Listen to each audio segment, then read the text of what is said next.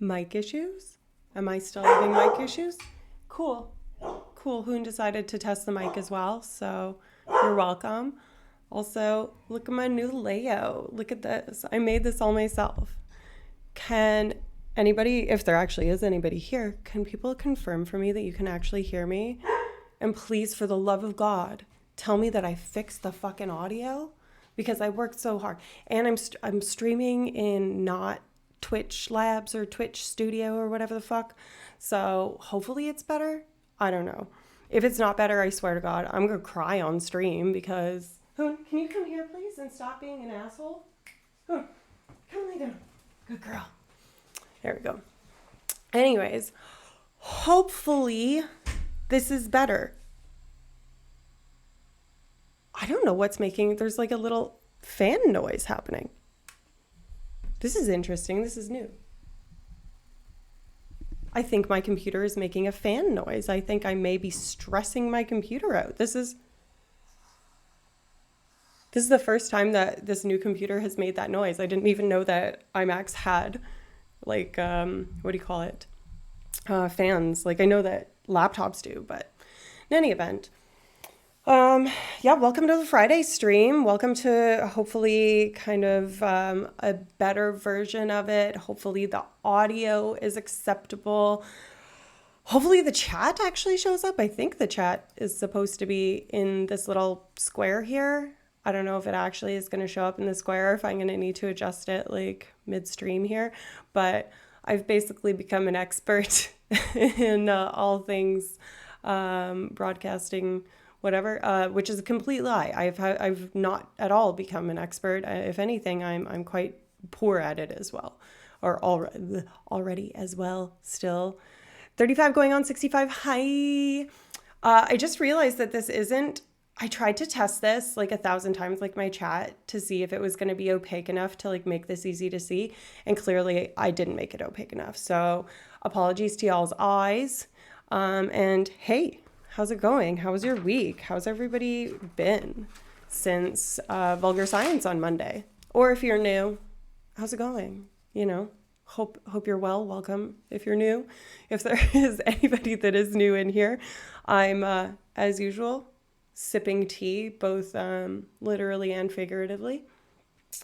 And yeah, I have a fair amount to talk about. I didn't get as much time this week at work has been fucked. Hope y'all's was better. Guys, it's because it's the new moon in Aries and Pluto has just returned to Aquarius, both of which are actually true astronomical phenomena. But I don't think that that's actually what has made this week chaotic. Though it is the equinox, which means the seasons are changing, which just generally means that things can be chaotic because just literally shit's melting and, you know, sometimes like things flood. So that's real, not astrology. Anyways, yeah, sorry to hear that you had a fucked week. I kind of had a fucked week too, mainly because it was just like really busy meetings, new students, teaching. The sun came out and people went wild. Legit, like, okay, you know, Bambi, like the film where the mom dies. But they talk about spring fever and being Twitter-pated. I swear to God, that's exactly what happens. Like, you know, winter or like fall is cuffing season. Spring is like insanity season. It's where people go bananas. Anyways, the sun came out like a little bit this week, but then it also was like freezing rain. So I don't know. It's like Montreal is just, I don't know. It's kind of chaotic here. It's not my favorite place weather-wise. I miss Calgary. I'm not sure how I feel about this being this big, but I didn't want it to not be readable. So I might adjust these things, but I'm really into this neon.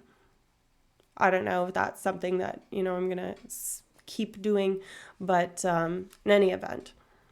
That's one of the things that I spent the time doing that was actually fun this week, even though I should have been spending it doing other stuff. I had a call with Australia. One of my friends runs a lab in Australia at Monash University. And I had a call with one of her students because she actually used to run a lab in Calgary when I was still in Calgary. But then she got this big fat offer at Monash for like multi-millions of dollars. And the University of Calgary tried to keep her because she was one of the like 4 women in the department, and they were having all kinds of scandals about basically just the old boys club being awful, and some of their new hires also being awful. There's a bunch of tea there that I just won't spill, but suffice it to say, they were trying to keep her. So there was like this big bidding war over my friend. And she ended up going to Australia. So she runs a lab down there now, where she looks at like traumatic brain injury and sex differences and pain and that sort of thing. And of course, if you don't know, me, Neuralicia, and my friend Layla, show meaning hot, like showed. Hot in French is chaud. So that's Layla Chode. And I have to struggle to not anglicize it and say Layla Chode, because she'll actually roast me for that. And I called her that the other day, but I didn't mean it like that. It just meant that I don't know how to speak French very well. Anyways, I don't even know how I got on the topic of that. Anyways, oh yeah, I was like introducing myself in case there's like actually someone here that's not 35 going on 65. So yeah, I study pain, and she wanted to know if I could like help out with designing a study and like, you know, what I knew about some of the sex differences in pain, and, you know, if there's anything that's like outside of, you know, common knowledge and that sort of thing, what's been studied and what hasn't been. So that was kind of fun, but it also made for a really long day because I had to talk to her at 8 p.m. my time. And that was, I don't know, like 11 a.m. her time, but, you know, it made for a long day because I had started at like 7 that morning, because I had videos and all kinds of stuff this week. So yeah, it's been a week, and my dog's been sick, which actually like really sucks. She's fine now, right? Yeah. So she's fine now, but I ended up going to the vet. Actually, right before vulgar science on Monday, I was at the vet. But she seems fine. It's just like her stomach. She's really sensitive to like having too much fat in her food. She got like pancreatitis previously in her life. So I think she had a touch of that now. So we had to switch her to the super expensive, you know, gastrointestinal food, which is whatever. Anyways, but I got mail this week. I got exciting mail. So I'm what do they call it? Like a patron of this artist who makes like prints and all of this sort of stuff called Oat Milk Lady. And they also made this really cool rat pin. I don't know how to do this. How can I show you this? Will it focus on it? No? I see people like influencers doing this all the time to try and make it so that it focuses on the foreground instead of the background, but I'm clearly not an influencer, so whoopsie. Anyways, it's this tiny little rat. I think it's actually maybe a dead rat, which is sad, but it's wearing a little spiked collar. Anyways, it's really cute. I really liked it, and it's totally worth, you know, supporting a local artist. Yo, new layout. Yeah, Grip. I don't know how good it is. I need to make the chat more opaque so it's easier to read, because obviously it's not. And I don't know how to actually change what's going on font-wise here. I fiddled around with it for a bit, but I think it's looking pretty cute. Obviously, it's still a little bit fuzzy, but like whatever. Oh, and I guess I should address this. Yeah, it looks great. Okay, for someone that doesn't know how to make this kind of stuff, it does look great. I will take that compliment, and I won't even be like, no, it could be better. No, it looks great for my level of creativeness. So, and you know, it shouts out vulgar science there. So, woohoo. So Sean last time had actually changed our follower goal to be 69. Nice. Happy Friday. Woo-hoo. Yeah. Happy Friday indeed. It's been an insane week. I don't know if Layla told you, but earlier today I just had like complete breakdown of everything going on. I didn't have a complete breakdown. Well, externally I didn't. Internally I fully did. But I was doing science, and like a whole bunch of stuff went wrong, and I was also teaching, and Jeff was also like, my boss was like, oh, I need data. And I was like, I can't do all these things at once. So luckily I have really good research assistants, and they helped me out. So that was good. Also, by the way, Sean, Is my audio still clippy? I thought I fixed it. I did. I even got like a burner, like Twitch stream, tested it, and then looked at that VOD, and then it seemed fine. So if it's somehow shitty again, I'm gonna lose it. But in any event, hopefully it's good. Yeah, so that was one of my pieces of mail, and the other one I figured I would maybe open on stream. I know that the person that sent me the mail is unfortunately not going to watch the stream of me opening their mail, which is too bad. But they're at some conference called Adepticon, which I think is like a pretty nerdy thing. So maybe y'all know about that because Twitch is a nerdy site with nerdy people. So Adepticon, I don't know. Audio seems fine here and is synced also. Yes, that's amazing. That's the first time that I've successfully made the audio not complete garbage at home. Like, it's always nice when we're doing vulgar science because Get a Grip is actually tech and knows how to make things not garbage. But me, I don't know. Anyways, do you guys know what Adepticon is? Adepticon? Oh, hello, OKDK. Welcome back. I think it's called that. I'm gonna actually look at their Instagram and see. Actually, I'm gonna plug their Instagram right now. So it's actually one of my very close friends, whose name is Rory, and he has he paints minis for Warhammer, or something related to that. Anyways, his thing is Rat Boy Minis, but he also makes like stickers and 3D prints things and stuff like that. Happy Friday. Yes. We need the end of the week. It's been crazy. You know, I was actually super looking forward to stream, because I just kind of want to, you know, and like enjoy the chaos that is streaming, for what it is, you know? So anyways, I'm looking at my friend's story. Yeah, Adepticon. Do you guys know what Adepticon is? I'm thrilled that it's Friday. Yeah, apparently 35 going on 65 had a rough week too. So I think like it's just kind of the seasons changing and stuff like that. I mean, okay, so the reason that I said, do you guys know what Adepticon is, even though I don't know what it is? All one word though.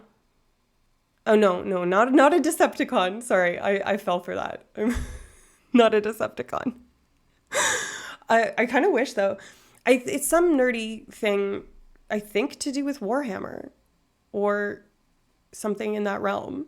In any event, it's in Chicago though, at like McCormick Place, which is one of the biggest conference centers in the like universe. So this Twitch stream is the nerdiest thing I do. I'm not sure about nerdy conferences. Well, listen, okay, that's fine. I don't know. I didn't mean to assume knowledge on anybody here. I certainly don't know what it is, but in any event, I'm going to open it. I'm not going to show you the side with the with the addresses, obviously, because that would dox them. But can we please appreciate their little rat drawing with a pierced ear? Like, give it up. I absolutely love my friends.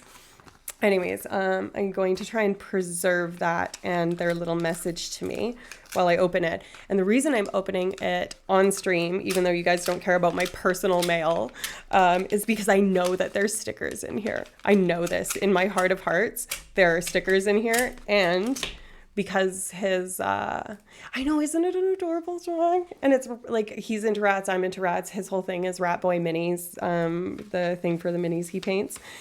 And I was right. They're stickers. Fuck yes. And they're rat stickers. So, okay. This one says, it's got Rizzo. Oh, sorry. Everything's backwards. It's got like glitched out pixel Rizzo from the Muppets and says, Rat Boy, please feed me. I could stick the sticker on stream. That's exactly what I was planning on doing, because I do have some real estate available on this water bottle, but I also, you know, I might stick it over something here, but I really want it to stay stuck. So I don't know if I will end up doing it on stream. Maybe I'll put it on my laptop. That would be nice, wouldn't it? Anyways, so that's one of them, which is really great because I love Rizzo the Rat. If you guys have ever seen A Muppet Christmas Carol, That's the only Christmas movie that I will tolerate other than like Catch Me If You Can, which is a Christmas movie in my humble opinion. If Die Hard is, so is Catch Me If You Can. So I will fight that. I will die on that hill. Tell me if you agree. What's another, like, what are other Christmas movies that aren't actually meant to be Christmas movies? If you guys have other ones, like alt ones, I'm definitely into that. This year for Christmas, actually, Dougie Licious, who comes to the stream sometimes, if you're reg, you know that, is a personal friend of mine. And this Christmas, we actually spent together because I didn't go home for Christmas and he doesn't go home for Christmas either typically. So we spent it watching like Halloween movies and witchy movies and stuff like that. Like we watched The Craft and Nightmare Before Christmas and Jawbreaker. Oh, anyways. So this is the second one. I think this is either a kangaroo or a wallaby. Because my friend Rory is Irish and his father's Australian. So is that a wallaby? Or is it a dingo? Did a dingo eat my baby? That's not my best Australian accent, but it's close. I do a pretty good Australian accent in the pantheon of accents that are possible for me to do. That's certainly my best one. Now look at this. We also have Rat Boy is My Savior, ? And it's got White Jesus holding what looks like a very large rat. It looks like one of those like hero rats that like sniff out landmines. That's a huge rat. The rat, yeah. I mean, I've seen some big rats. I've seen rats that are over a kilogram. Usually they're like old males that have been like really sedentary and stuff like that. But yeah, they're pretty old. My computer is like seriously for the very first time putting stuff out fan wise. I think it's overheating. But I guess that's what the fan is for. I've just never heard it turn on before, so obviously I'm like taxing my computer more than usual, which is probably why the stream isn't having terrible audio like it usually does. Yeah, so those are my two mail things. I'm not going to stick the sticker this time. Maybe yet. Maybe I'll feel chaotic later in the stream and do it. But yeah, so that was my week. I had a chaotic week. I taught actually with Layla today. We taught like a prep session for the psychology of pain or like neuroscience of pain course that we TA for, which was, it's usually pretty fun. It was a little bit chaotic, and because I just was having such a chaotic morning, I like mentioned, I was like, oh, it's end stage capitalism, don't worry about it, and was like really nihilistic in the middle of it. And I was like, oh, maybe I shouldn't have done that to like this class of several hundred people, just get them all nice and depressed before the weekend. But I think the Gen Zs are already pretty nihilistic, to be honest. So maybe it was just fine, but it definitely, I was like, oh, maybe I shouldn't say these things. So yeah. Oh yeah, and I guess Hoon went to the vet, but she's doing good now. And yeah, I didn't do a whole lot of research because of this crazy week, but I did find this one immaculate paper that actually I think I could talk about for quite a long time because there's so much in it, because it's actually a review paper about, yeah, I'm glad Hoon is good too. Hoon, are you good? Sleepy puppy. Yeah, she's been fine, so she's back on normal food for the first time in like a week and a half, so that's good. And she didn't have me up in the night last night, so hopefully that stays. And we went for a nice big walk today. Oh, I forgot. I'm glad that I remembered this. Maybe I've mentioned this before, but I really like birds, right? Like stickers, birds, dogs, brains, rats. Stickers, dogs, brains, rats, those are my things. Those are my passions in life. And other than that, it's just kind of like generally being like a feminist buzzkill, you know, that sort of thing.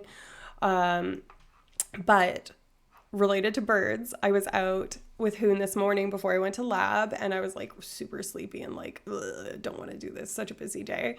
And all of a sudden there's like flap, flap in the canopy, and of course there's no leaves, right? So you can see right up to the top of these like super tall maple trees, and there's a Cooper's hawk, a male Cooper's hawk, which are like one of the bigger hawks, especially in Canada and in North America. hopping around getting nest material, and he flies back to the nest, and it turns out they're nesting like right behind my house, and they usually nest in the forest kind of around my house and like, you know, maybe half a kilometer away kind of thing. But this one, it's literally like I'm there twice a day every day taking hoon out, so I'm going to be able to watch them nest. Koopa's hawk. They're like super cool. I think I set this up so that I can share my screen. So let me see if I can pull up a picture of a Koopa's hawk. Give me a second to make sure that I can actually pull it up. Get a nice picture. Oh, for the love of God. Let's just go to Google Images, please. Oh, what have I done? What have I done?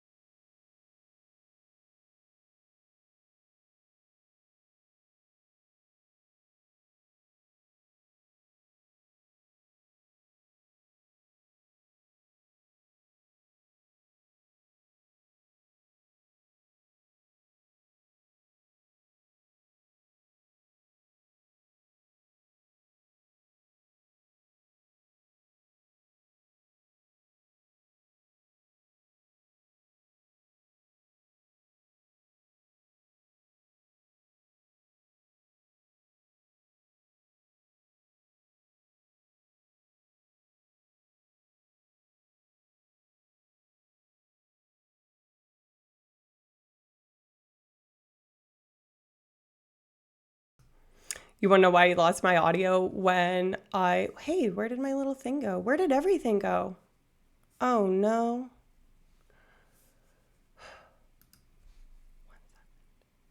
Fuck. How? It's on. It's on? Shit. What do I do?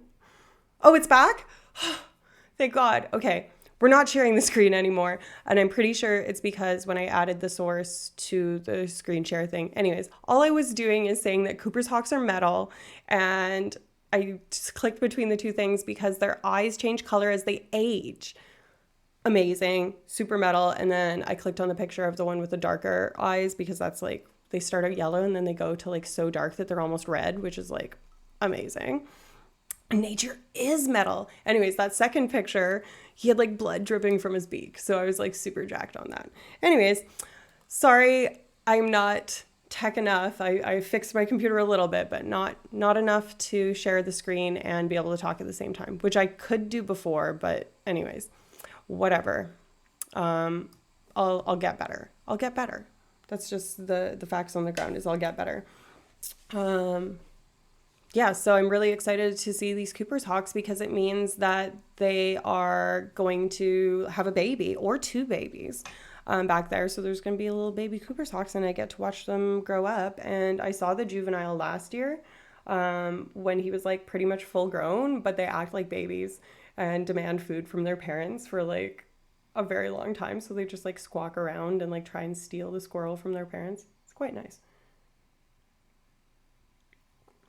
Anyways, that's the way it goes. I saw a bald eagle.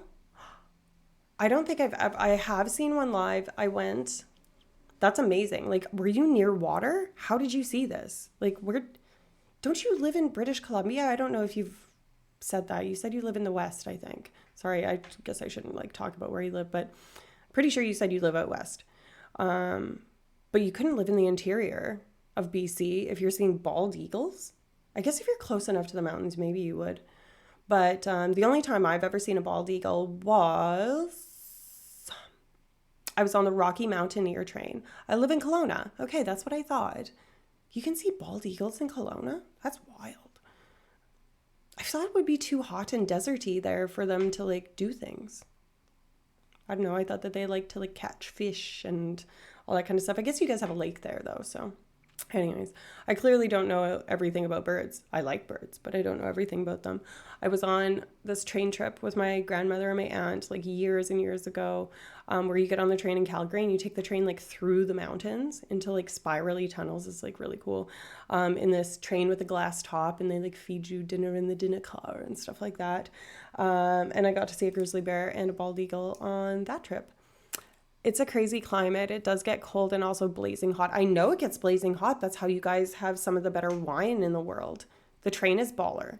The train is baller. They have so much more like train infrastructure out here. Like you can take the train from Montreal to Toronto, and it's it's not fast. It's like a little bit faster than driving. But it's better than flying because you don't have to get there like 75 hours ahead of time, and you can just like walk on and whatever, and you can like book your seat, like a normal human being, and not pay like $80,000, and you don't have to pay for extra baggage and shit. I wanted to take my lady on the train, but wow, at the dollars. Yeah, the Rocky Mountaineer train is like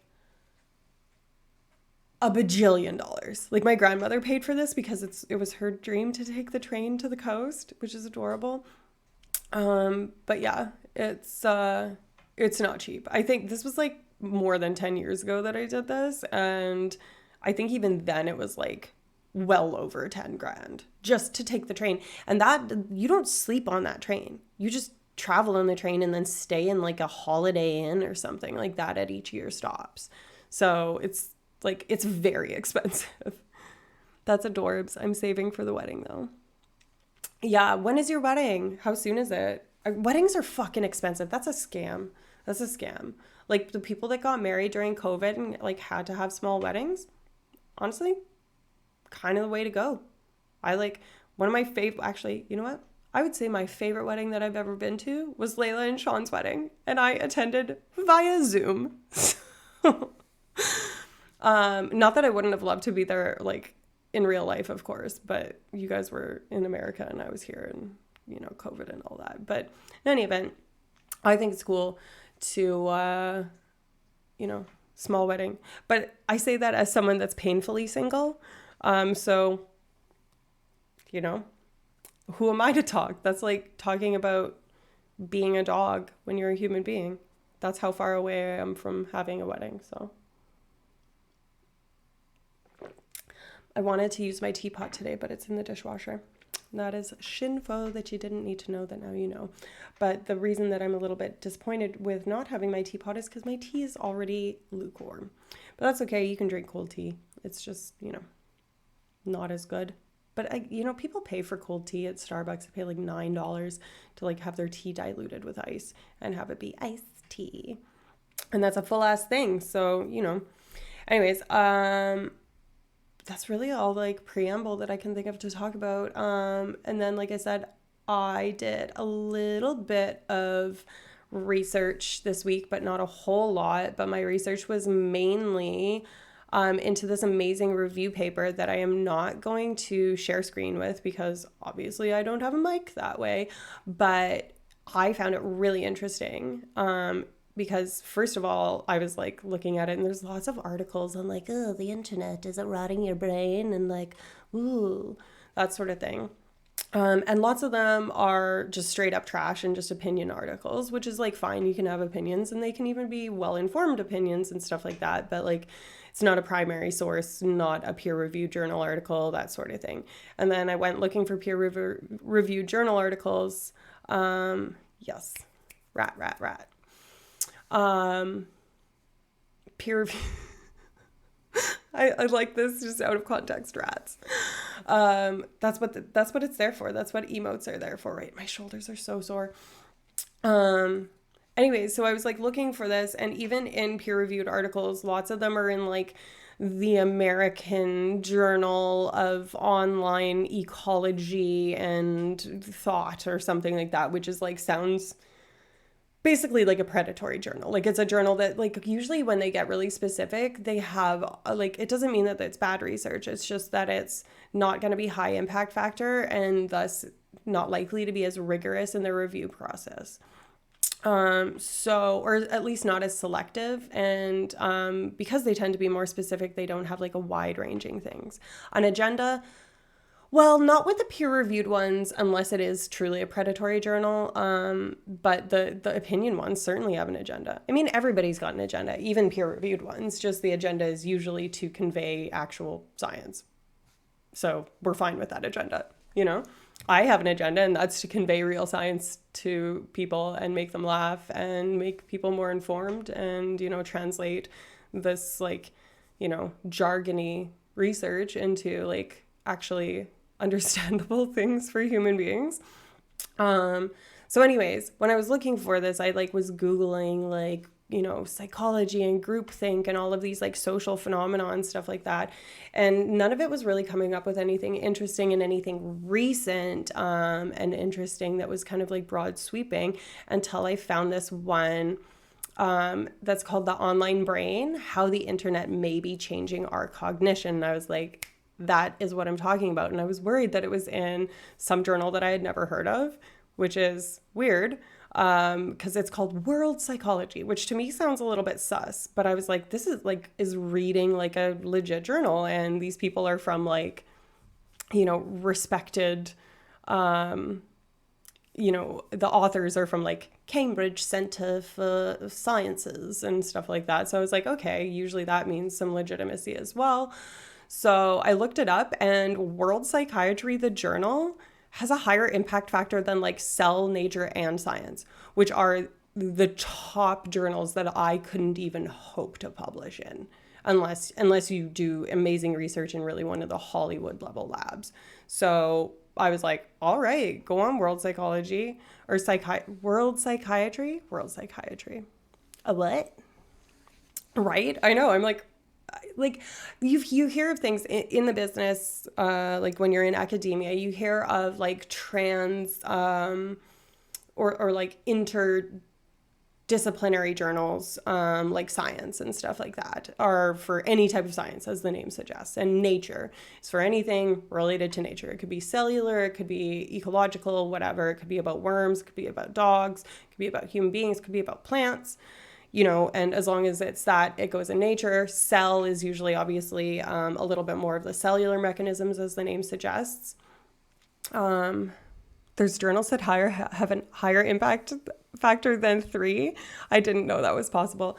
I assume you're being facetious because Cell, Nature, and Science have like around 70 as an impact factor. And for context, there's also even more interdisciplinary ones that will just publish any research stuff, like from engineering and architecture and economics and stuff like that. And it's called The Lancet. There's also like for medicine related stuff, the New England Journal of Medicine, and those have impact factors in the hundreds. Anyways, the highest impact factor journal I've ever published in, I think, was like a 3 or 4. And I do rigorous scientific research. I'm a good researcher. So obviously impact factor isn't everything, but when something is published in a high impact factor journal, you know, it's a good true positive, but it's a bad true negative. Like not all low impact factor papers are garbage, but almost every high impact factor paper is really well researched, rigorously reviewed, and meticulously, picked apart, basically. It's really hard to get published in there, even if you have amazing research. I wonder what my impact factor is. Well, listen, your impact factor on me and my stream and talking to more than no one is super high, and even more, you're better than just not no one because you contribute cool things and intellectual stuff. So your impact factor is infinity, pal. You are valued here. Humans have an H index. Journals have an impact factor. Okay, Sean went for like the actual thing. I went for like the feel good hug version of things. But that's true. People do have an H index. And again, I'm not going to share my screen, but I will tell you what our boss, we talked about H indexes, I think on Vulgar Science 2, Electric Boogaloo. And I don't remember if we like fully did, but Jeffrey Mogul H index. Yeah, we definitely did. So our boss's H index is 94. Shit scientific. What's an H index worth? Well, okay, so an H index, I don't really know how to describe it. I'm just going to Google it, you guys. I'm just going to Google an H index so that I don't give you alternative facts. So it's a cumulative impact on a author's scholarly output and performance. So the quantity, it compares publications to citations. So it's a ratio, I think. And it basically is a better index because it corrects for disproportionate weight of highly cited publications.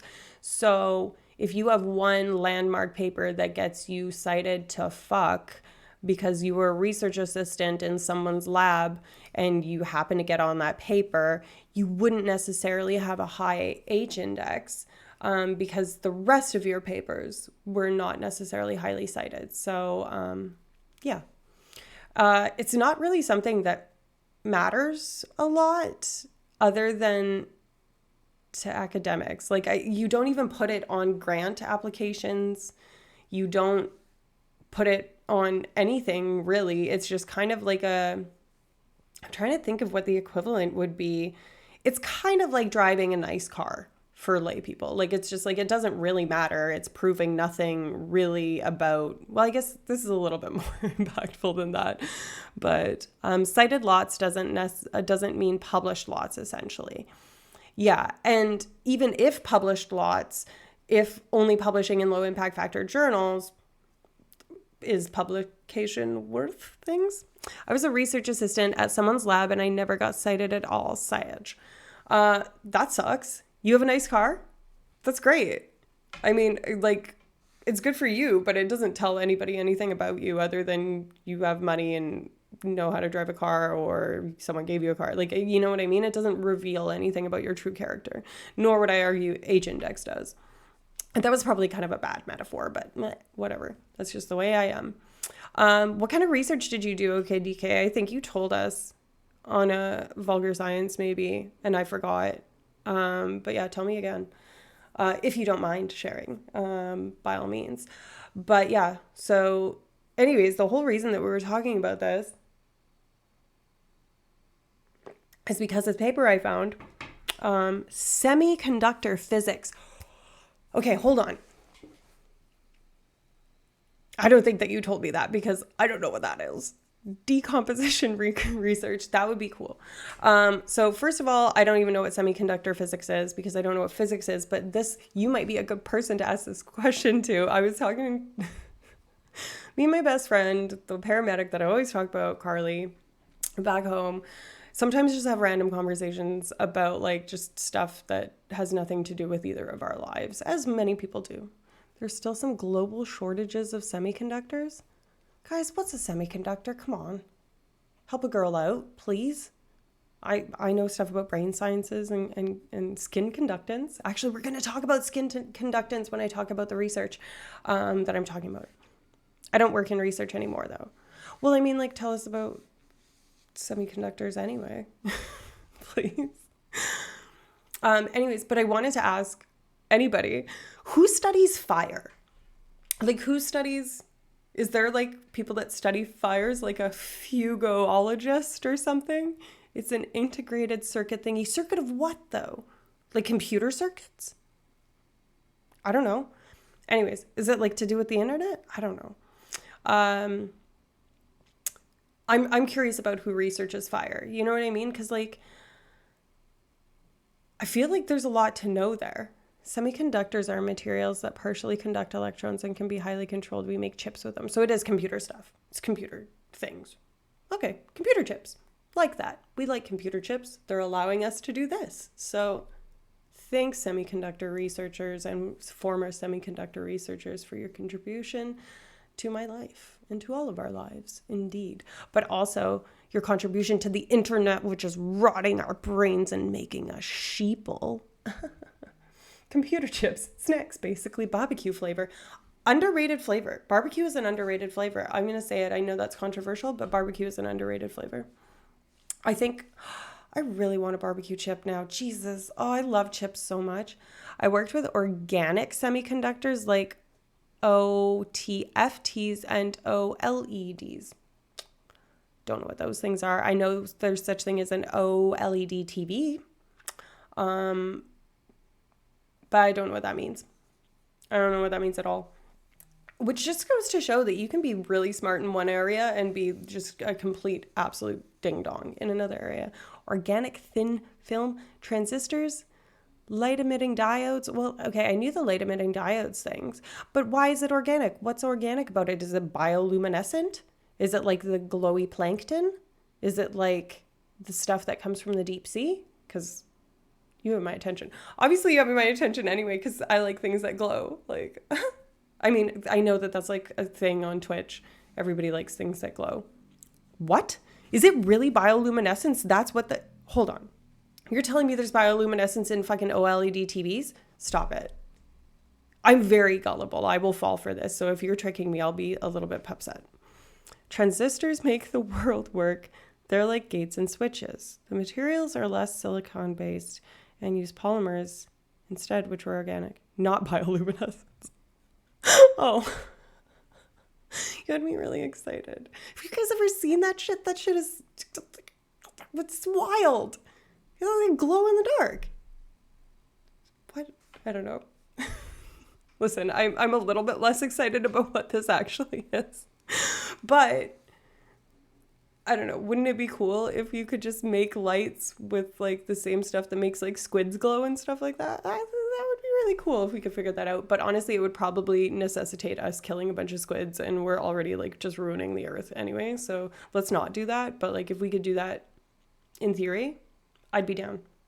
I'd be super down. Bioluminescence is like one of the coolest things on earth. I was watching like not one of the popular David Attenborough documentaries. I can't remember what one it was. I think it was from the late 90s, or I can't remember what it was, but there's two of them that I watched that were absolutely bananas. One was about ants. They make medicine. And I don't mean like they like, you know, rub themselves up against things. They use their like ant spit and mix it with like resin from trees and make like actual antibiotic antiseptic treatments and apply them selectively to ants with injuries or infections with fungus and stuff like that. Like they have little ant doctors that treat the ants. What? That's insane. We have an Aurora Borealis opportunity here tonight. Yeah, that's on my list to talk about. Northern Lights. Also, Hoonvet. Sad face. Anyways, that's super cool. Physicants.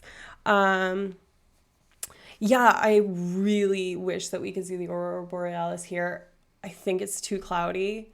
Like I can't even see stars right now. Actually, I might be able to see it. I know in Calgary, people were like losing their minds because my best friend that I was just talking about, she knew that there was, you could see them from her house, and then she was like, oh, I'm going to drive where there's less light pollution. But of course, the entire universe also did that, and the people were just stopping in the highway and like halfway blocking lanes that are supposed to be going like 80 kilometers an hour and just like causing all kinds of traffic like dangers and stuff like that. So it was kind of a buzzkill apparently.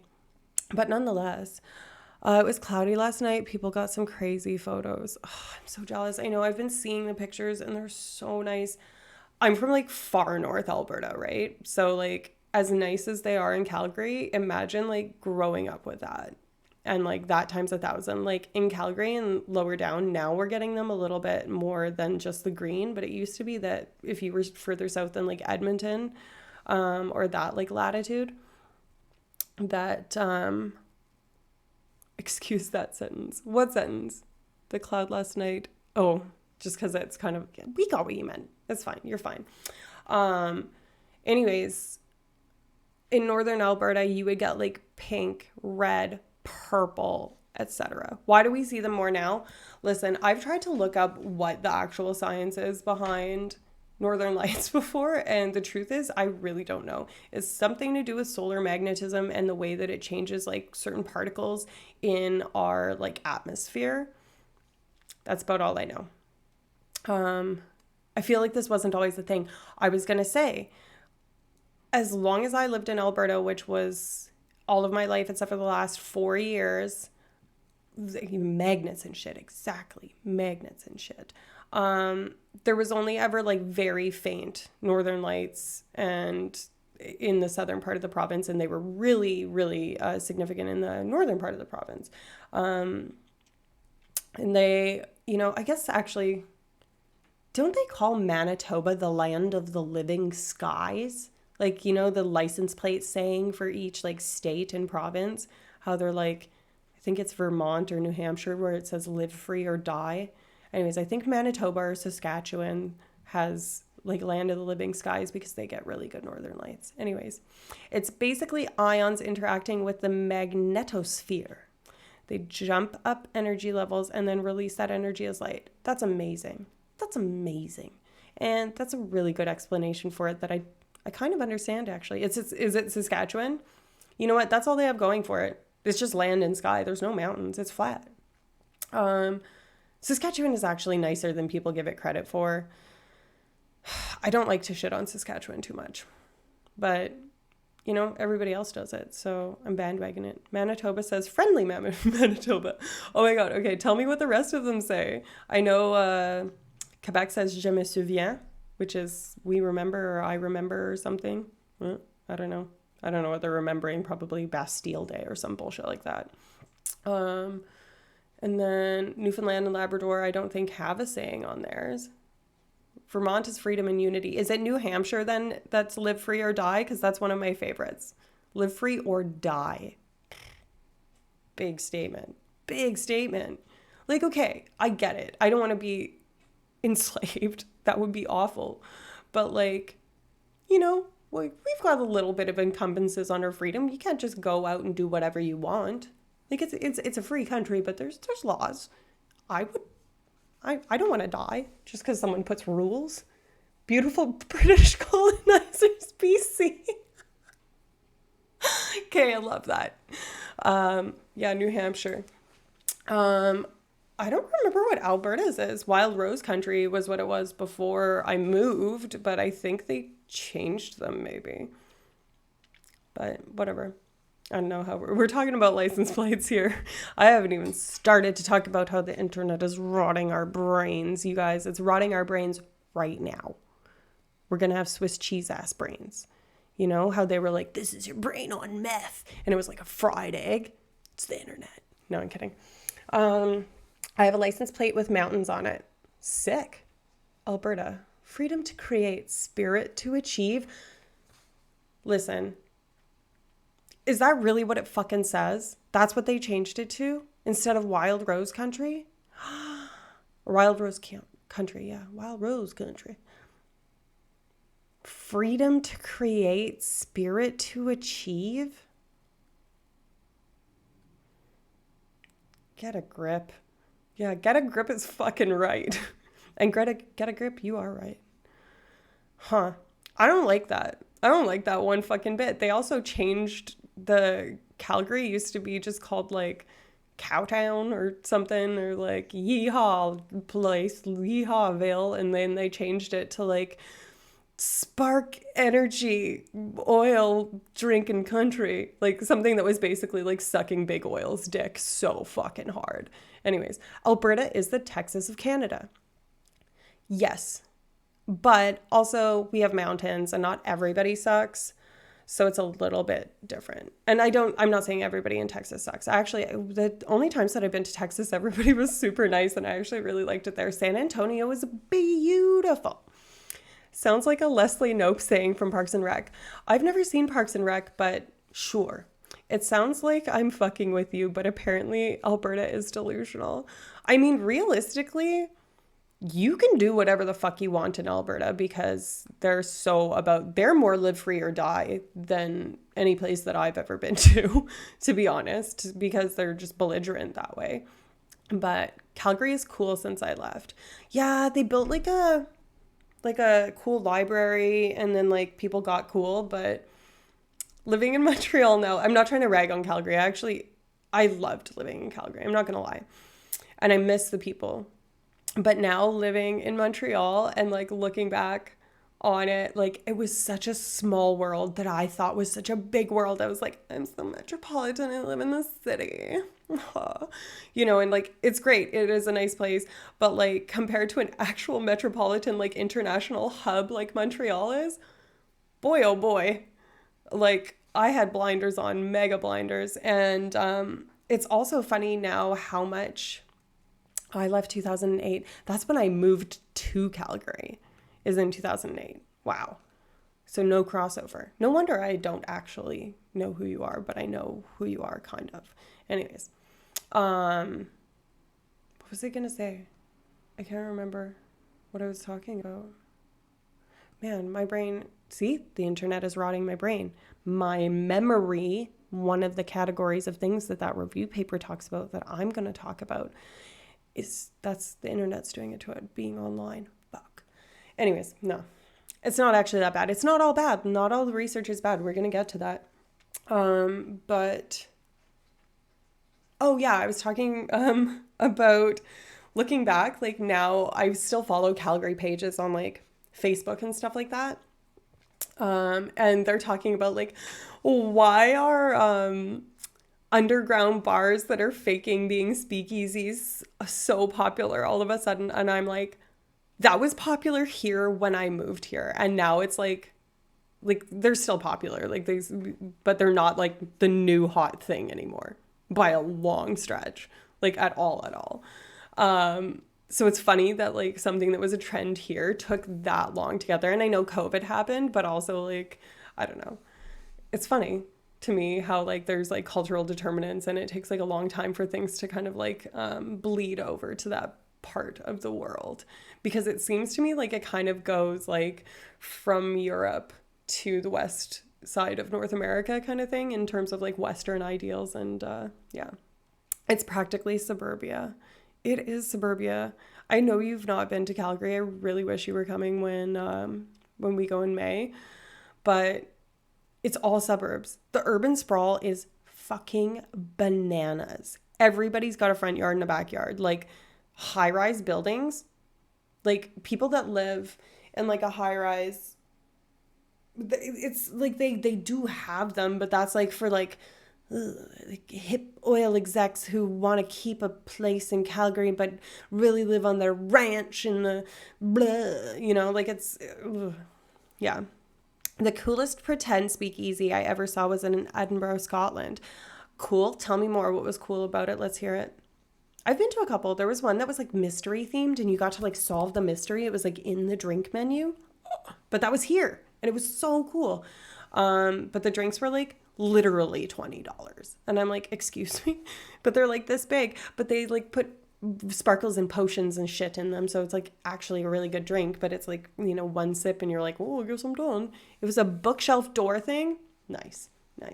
There's a place here called Cloakroom, Maison Cloakroom. That's like super tiny, and it's hidden behind a mirror. Like you walk in and there's like a barber shop or a men's tailoring business, and it looks like that's it. And then there's like a mirror and like a whole bunch of that really fancy like crown molding and like mahogany and that sort of thing. And you go there, but they have a camera that someone's watching on the inside so that they see when there's patrons coming in, and they open the door and they're like, hello, welcome to Cloakroom. Anyways, low ceiling, etc. I kind of like that. You know what?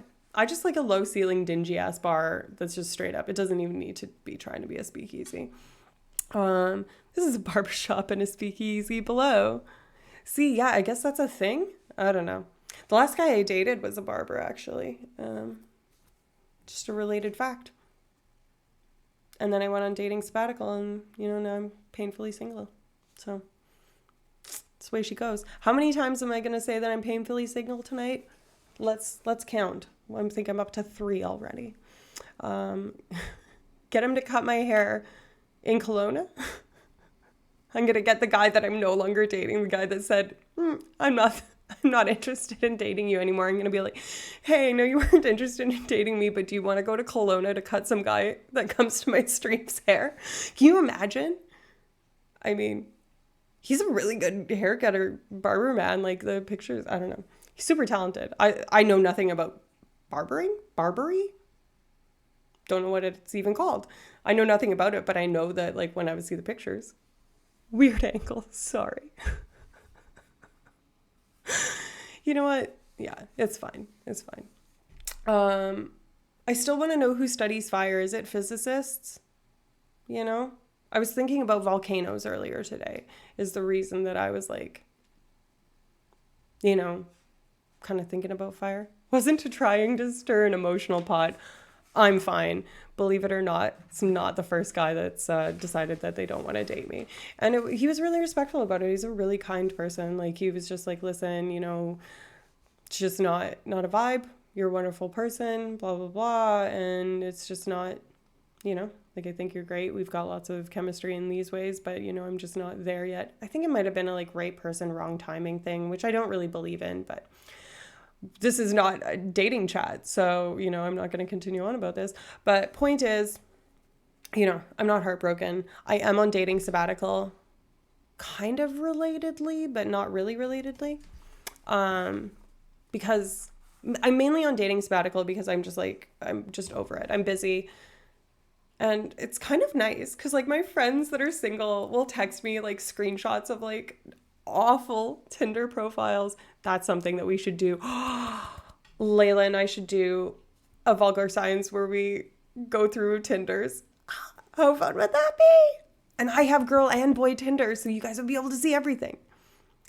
I almost tenured as a single person, yo.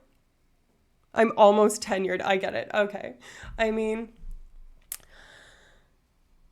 I'm not, but I haven't had a long-ish relationship in like 2 years, so I guess that's pretty good. I'm an associate professor of singledom.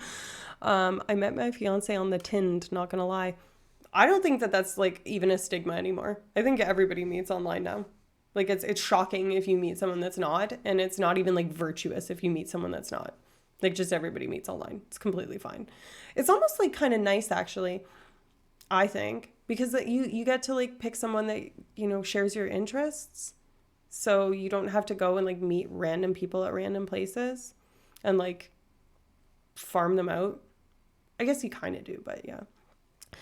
6-ish years ago, just got engaged. You met on Tinder 6 years ago? That's when it was just dick swiping. Good for you. Good for you, you know? Okay, DK, are you on apps? Do you app? I don't app. I deleted the apps. Yeah. Congrats on the engagement, yeah. Are you guys going to get married somewhere picturesque? Because like if you live in BC, there's so many really like pretty places to like do pictures and stuff like that.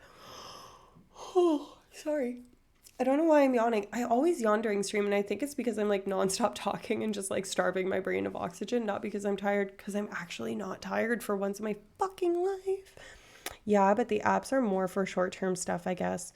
Listen, you're preaching to the fucking choir here. We will get married locally. Her fam is from overseas. Wow. Okay, cool. Well, I mean, your wedding is your wedding, and it's going to be a blast regardless of where it is. Hopefully. I mean, ideally, right?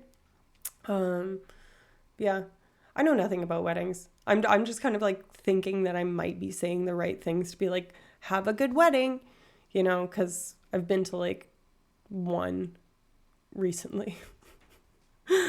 It's picturesque here, and I'm having a banger of a party. I mean, that's the whole point, right? Celly with your friends. A little big celly party. People attend. You get to dress up fancy. Can we come? Can we come? Can you Skype us in? Can you live stream your wedding? No. Listen, BC's far. Y'all invited. All right. Yeah. Well, check our mail. Send me stickers and my invite in the mail, and I'll open them on stream.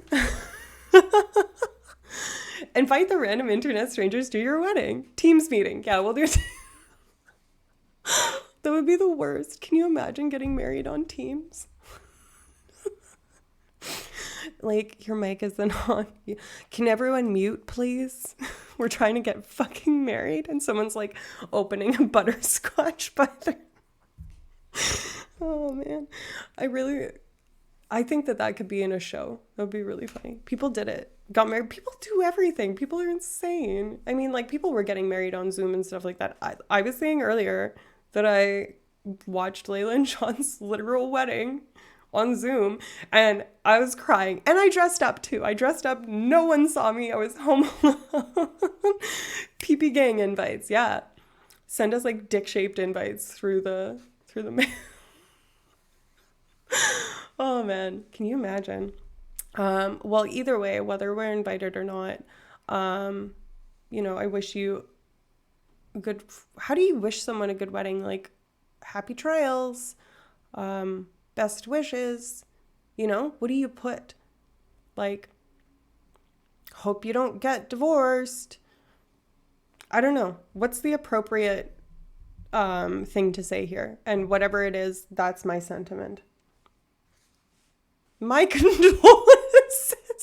Jesus, Sean, you're married to one of my best friends. You can't say shit like that. I'll end you, motherfucker. My condolences. Sorry, I've been oversharing maybe. Hey, no need to apologize. I appreciate the openness. I'm definitely not oversharing here. For my purposes, at least. I don't know. I probably overshare. Do you guys attend Vulgar Science? Do you hear some of the unhinged shit that comes out of my mouth? Like... Let's be real here. If anyone's oversharing, it ain't you. But yeah.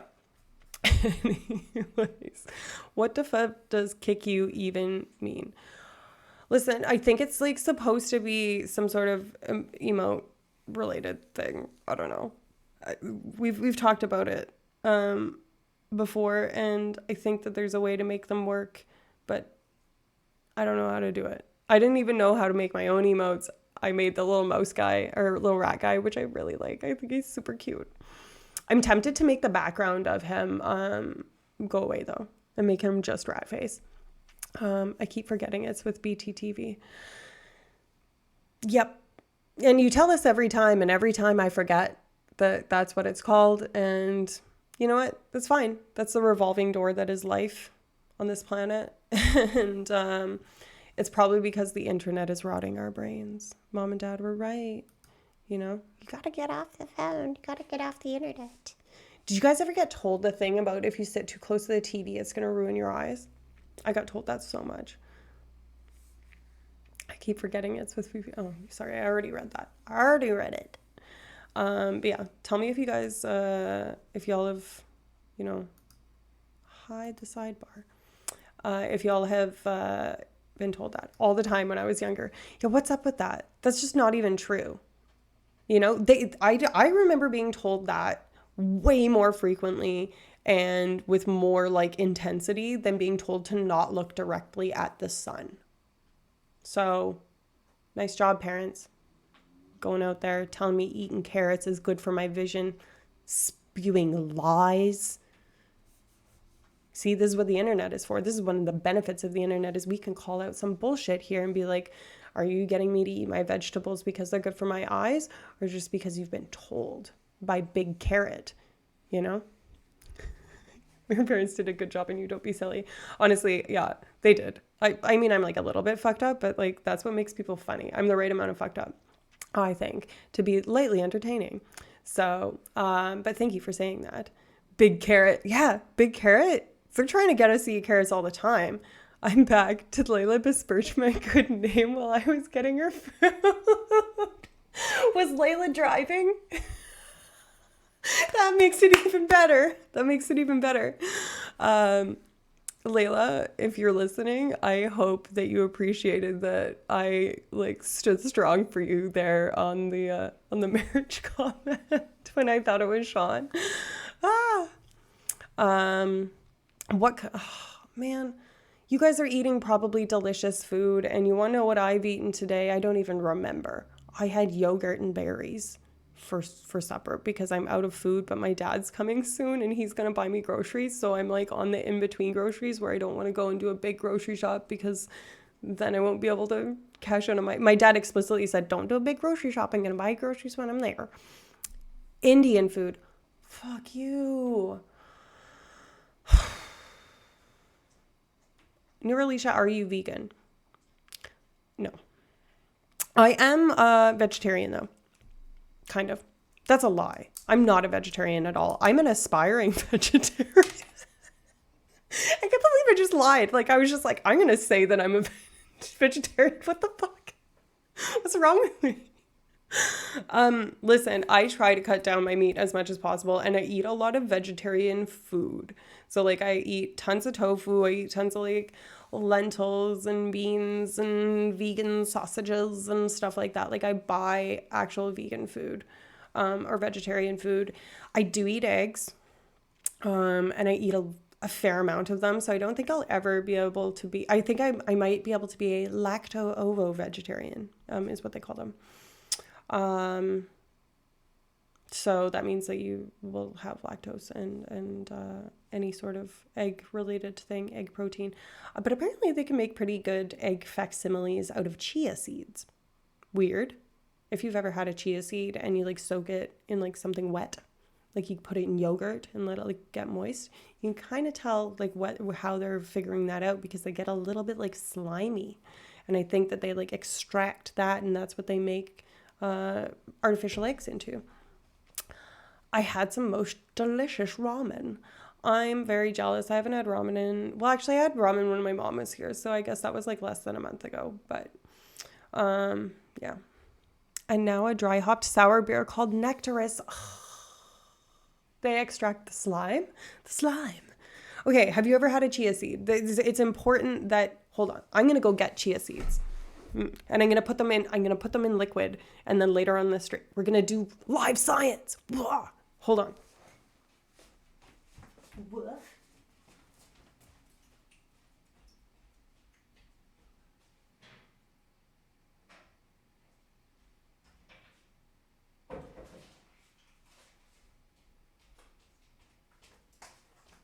All right, y'all, get ready for this. Oh, doggy. I know you're not drinking, but did you just say, oh no, to my live science? Oh, I'm insulted. Come here. We're going to do a little who and hello. Hi. Hello. You've been introduced to the stream before. Oh, she do a sniff. She wanted to speak into the mic. Anyways, this is my girl that's been sick, costing me all kinds of money, waking me up in the night, being generally a bad girl, but you're the best girl, with the velvetiest little snout. And look at her little gray chops on the bottom, because she's old. There you go, baby. Go lay down. The best pupper. She's pretty great. She's pretty cute. One day I will show you guys her tricks. Esteemed girl. Who's that? What's this little? I have to zoom in. And by zoom in I mean get close. I'm gonna do the literal what do they call it? Optical zoom or literal zoom. What's the difference? You know, when they do like digital zoom versus like actual. Oh, it's two dogs? Question mark. Zooming eyeballs to screen now. Yeah. I mean, what's the beat? Like, why don't they make the emotes just a little bigger? Just a little bigger. I think that would be nice. So okay, here's chia seeds. 1.36 kilograms of them. Focal length.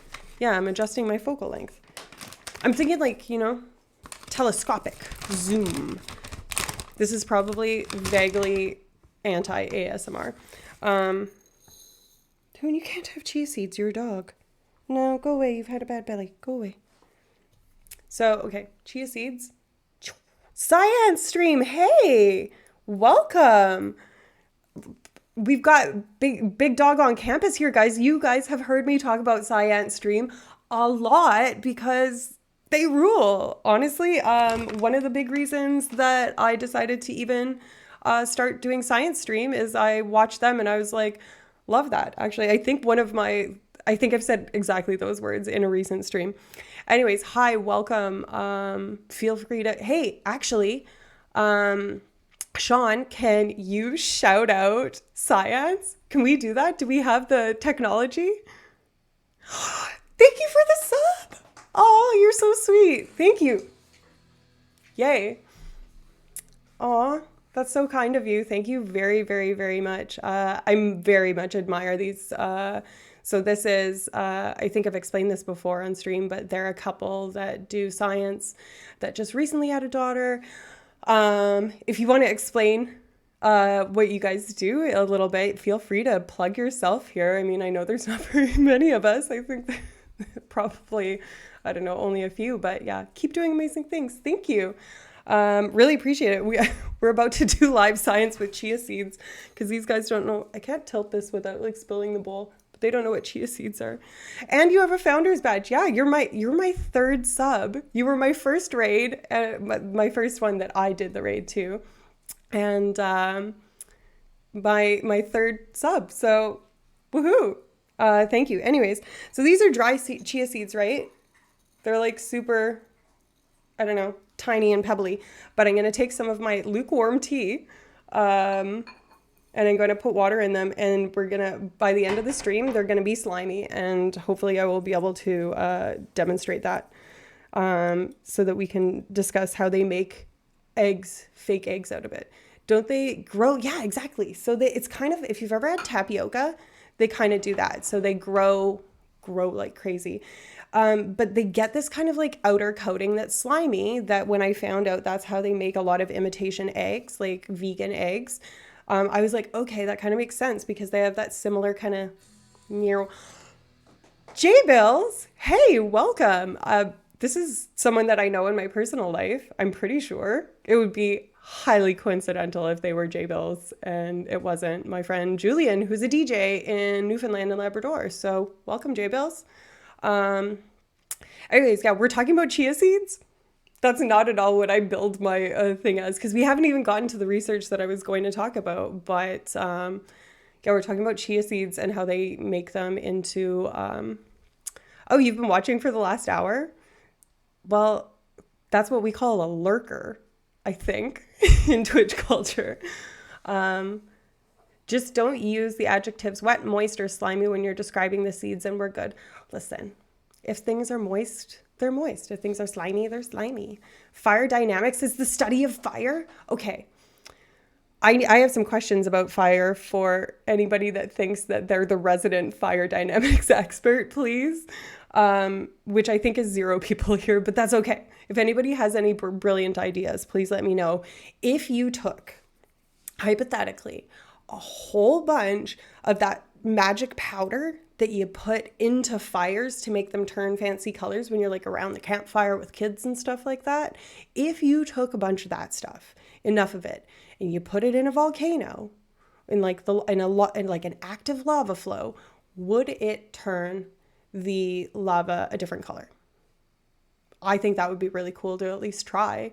Or would it just like spontaneously, you know what I mean? Like the minerals, like it's usually like copper and magnesium and stuff like that. They burn like blue and green and make like magic fire. I feel like it's worth a shot to just like airdrop like a metric ton of it into like, you know, some volcano in Iceland that's super active. I think that'd be cool. That's just, those are thoughts that go through my head sometimes. So, you know, you're welcome for now having that thought on your brain, because I bet you're going to think about it more than once in your future. Yeah. And I will use the words moist and slimy if I want to describe things that are moist and slimy, because if that's the right word, that's the right word, right? We're all about to die, but goddamn, it sure is pretty. I don't think it would like explode, would it? I don't know. I know your village is burning, but it's fabulous. Honestly. Well, you would evacuate the people and like watch it from afar. I don't want like a Mount St. Helens sort of situation, but like a Technicolor Mount St. Helens. I do not want that. No, it's not Technicolor Pompeii. You know, but hey, get a grip. We share a brain cell. Yeah, the one brain cell between all of us. But speaking of brain cells, great segue. Watch this. We're going to talk about how the internet is messing us up, y'all. But it's also improving some things. Because they talk in this paper. I'm not going to share my screen because I could not figure out how to get my audio to stay while I share the screen. So you're just going to have to listen to me talk and look at my face while I tell you about science. And of course, interrupt me if you guys have questions. But this was, as I was saying way earlier before I got famously off track like I always do. It was in World Psychiatry and it's from 2019. So like not the most up to date, but it's a huge like special article that's like a review of all of the relevant research about the online brain is what they call it in the title, which is referring to how the internet might change the way that we think, or the word that we use, the jargon word that we use in neuroscience is cognition, which most lay people actually probably know that word. But yeah. Okay, DK, you have 3/4 of real estate on it. Can confirm. And no, I'm kidding. I'm kidding, Sean. Get a Grip is actually a super smart person, and is our Dungeons and Dragons DM. And let me tell you, you have more than 1/4 of a brain cell, because the way you think on your feet when we do unhinged shit in D&D is impressive. Get a Grip or share custody. You can have it every alternate day. Neilf 56, first time chatter. Hello, welcome, Neilf. If you don't know me, I'm Neuralicia. I talk about neuroscience and other just general chaos and unhinged things. It's just me on Fridays, but on Mondays we do a show called Vulgar Science with me and a colleague. And we talk about the spicier side of things. So last time we talked about fetishes and the neuroscience and psychology behind that. We've talked about talking about things like death and weird stuff, just things that don't tend to make it to mainstream media as much. Anyways, get a grip, deal. Anyways, online brain, yup. You know what? Like, I'm here for several more hours, so if we get off track, it's fine. I know you guys probably have places to do, people to see, things to do, whatever, but I'm in no rush to like do this if we're having nice conversations. So feel free to interrupt me any old time you want. Anyways, so this paper was called The Online Brain, How the Internet Might Be Changing Our Cognition. It's by a whole bunch of people. I'm not going to name all their names, but I will do the first and last author. The first author is Joseph Firth. The last author is Jerome Saris, and it appears as though they're an Australian group, but it is a review paper. So most of the facts that I'm going to be describing and like the research studies that are behind some of the assertions that you hear about, like the internet is making us not be able to pay attention to stuff, won't actually be these people, because these are just the people doing the collating of all the information. That's what a review article is in the science world. So yeah, these people have done like kind of a comprehensive review. And as I was saying earlier, World Psychiatry is actually a super high impact factor journal. And I had no idea, because I am not a psychiatrist. Even though psychology is really close to it, psychiatry is like way more medicine. So, the journals that I think about publishing in are not usually ones that include this. So this is a really big journal that I had never heard of, which is kind of weird. Anyway, so they talk about 3 different ways that the internet might be changing the way that we think. So like, are we sheeple? Are we all just followers? Like, is the algorithm getting us? Like, the short answer is abso-fucking-lutely. Even if we think we're not sheeple, we're just sheeple to the people that are pushing the idea that we're all sheeple. You know what I mean? Even me right now. But the 3 areas are attention, memory, and then social kind of interaction. So the one that I did the most kind of background reading, where I actually like clicked into the citations and looked at the actual research papers, was of course attention, because as I said, I didn't do a whole lot of research for this stream because I had a very busy week. But one of the interesting things that I found about it was they talk about checking behavior. So like, you're checking your phone all the time and like compulsively checking it. Hold on a second. Hoon's barking.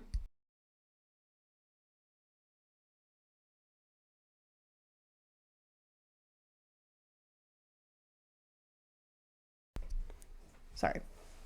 She was barking at the neighbors because they come in and out with their children all the time, even though it's like, it's 9:30. Kids can be up at 9:30, I suppose. It's Friday. Anyways, so one of the things that we're talking about is like compulsive checking. So like, you're constantly, because we get emails and DMs and reminders from our smartwatches to drink water and get up and move every hour and all that kind of stuff, because we're constantly getting that like flow of information and all of those reminders, it's actually starting to be what would be considered pathological if you considered it from a DSM diagnostic point of view. And remember, if you've watched other streams, that the DSM is the big, fat, thick book that doctors and psychologists and people that work in psychological sciences use to diagnose mental disorders. So technically, to be able to diagnose, you do have to be a medical doctor, but we use these diagnoses to inform treatment when you're a psychologist. So it's still relevant to them and something that they study. Engagement research. There's tons of industry research on that, can attest.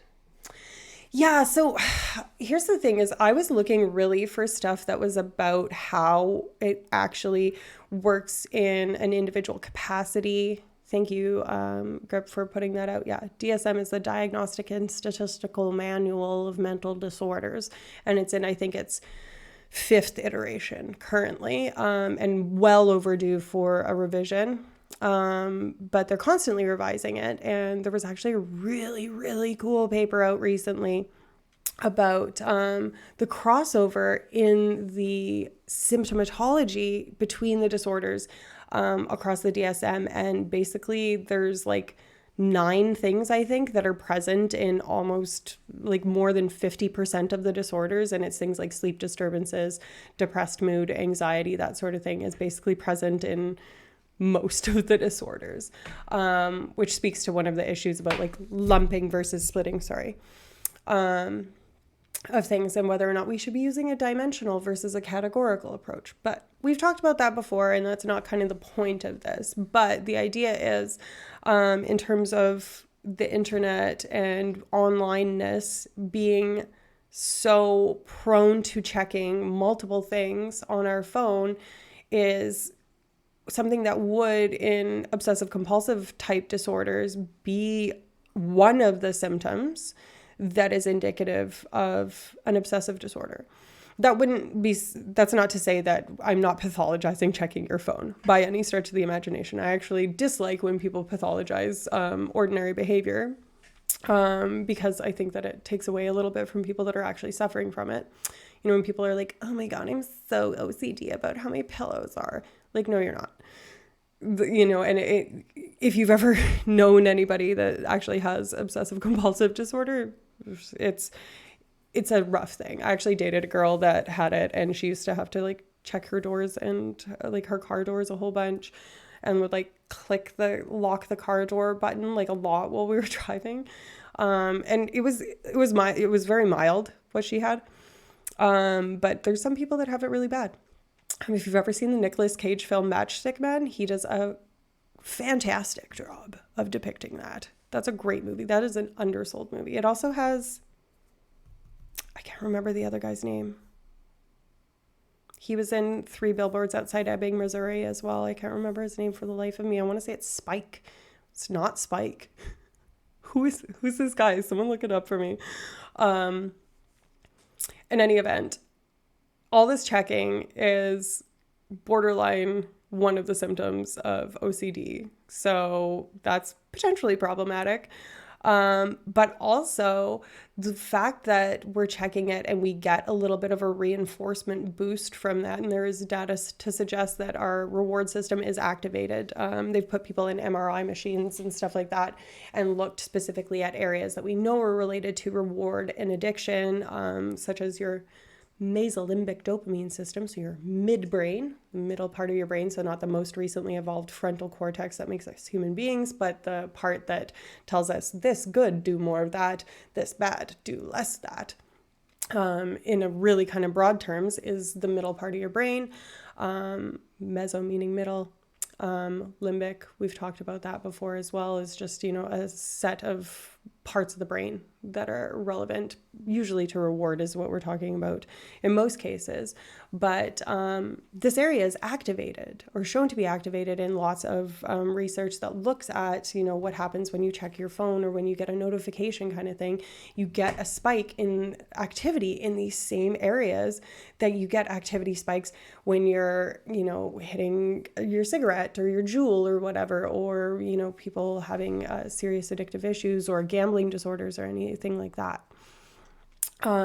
So when people talk about internet addiction, there's a bit of crossover depending on how you want to conceptualize addiction. If it is based on activity in that area of the brain, then they do check that box, which is pretty, disconcerting a little bit, especially if you think about how difficult it is. I've personally got like a little phone jail where you like put a timer on and it won't open until the timer goes off. And man, oh man, it's tough to go without my phone for like a long time. It's really kind of like nice, but it's also like I find myself going to check it and then being like, oh yeah, it's locked up. And I feel like doing that probably every 9 to 15 minutes. I actually clocked it one time and it's bad because not every time we check our phone is there something super interesting, but sometimes there is. Is it dopamine or serotonin or both that we crave? Because I read about those things called dopamine fasting, which seemed odd. There's a lot to unpack there. Okay, DK. First of all, is it dopamine? Absolutely. Anything in our addictive or rewards center is primarily going to be dopaminergic. That's not to say it's exclusively dopaminergic. Certainly, dopamine is one of the neurotransmitters that we study the most when it comes to rewards. So it feels like it's all dopamine, but it's also because all the research is about dopamine. So, I think it's maybe a little bit oversold as that. And, there's certainly other things involved, especially if there's something pleasurable, right? Because dopamine isn't related to pleasure. That's a very common misconception.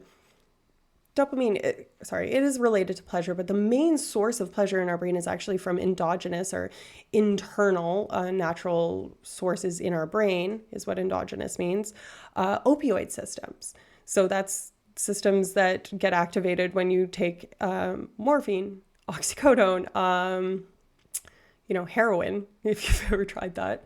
But yeah, any of those things, that's why you get a hedonia, a hedonic, a pleasurable rush, right? But, and that relates to dopamine, and sometimes that will trigger dopamine through a whole bunch of different mechanisms, which oddly I taught earlier today in the class that I was TAing for. I've talked about this, so it's weird that this is coming up.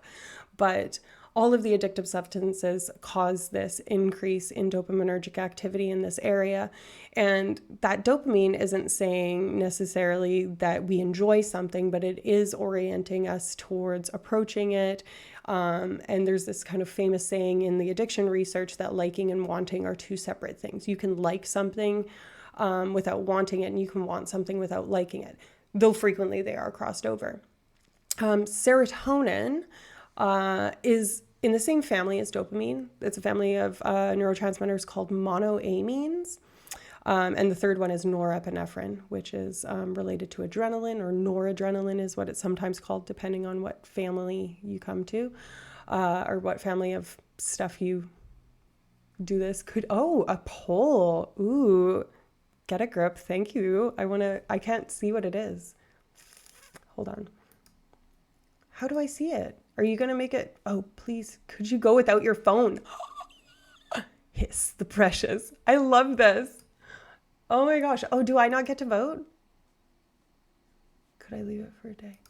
This is really cool. Get a grip. Thank you. Way to go. Like, props for the mod. Love that.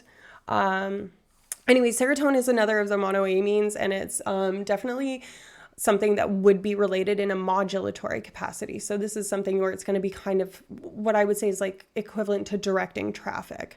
And so serotonin is related to that, and it certainly is related to mood, but not in as directive a fashion as people say. Dopamine fasting is a very interesting thing in my... Oh, hiss the precious. Yeah, 50% of us, please take it. Could leave it for a day? One of y'all could leave it for a day? A day? Okay, I've put it aside when I like went to the spa, but like in an ordinary day, like that's an exceptional thing. I'm in a different context. So I'm like in a context that I know is no cell phony, but I don't think like I could just leave my phone at home. How would I listen to music?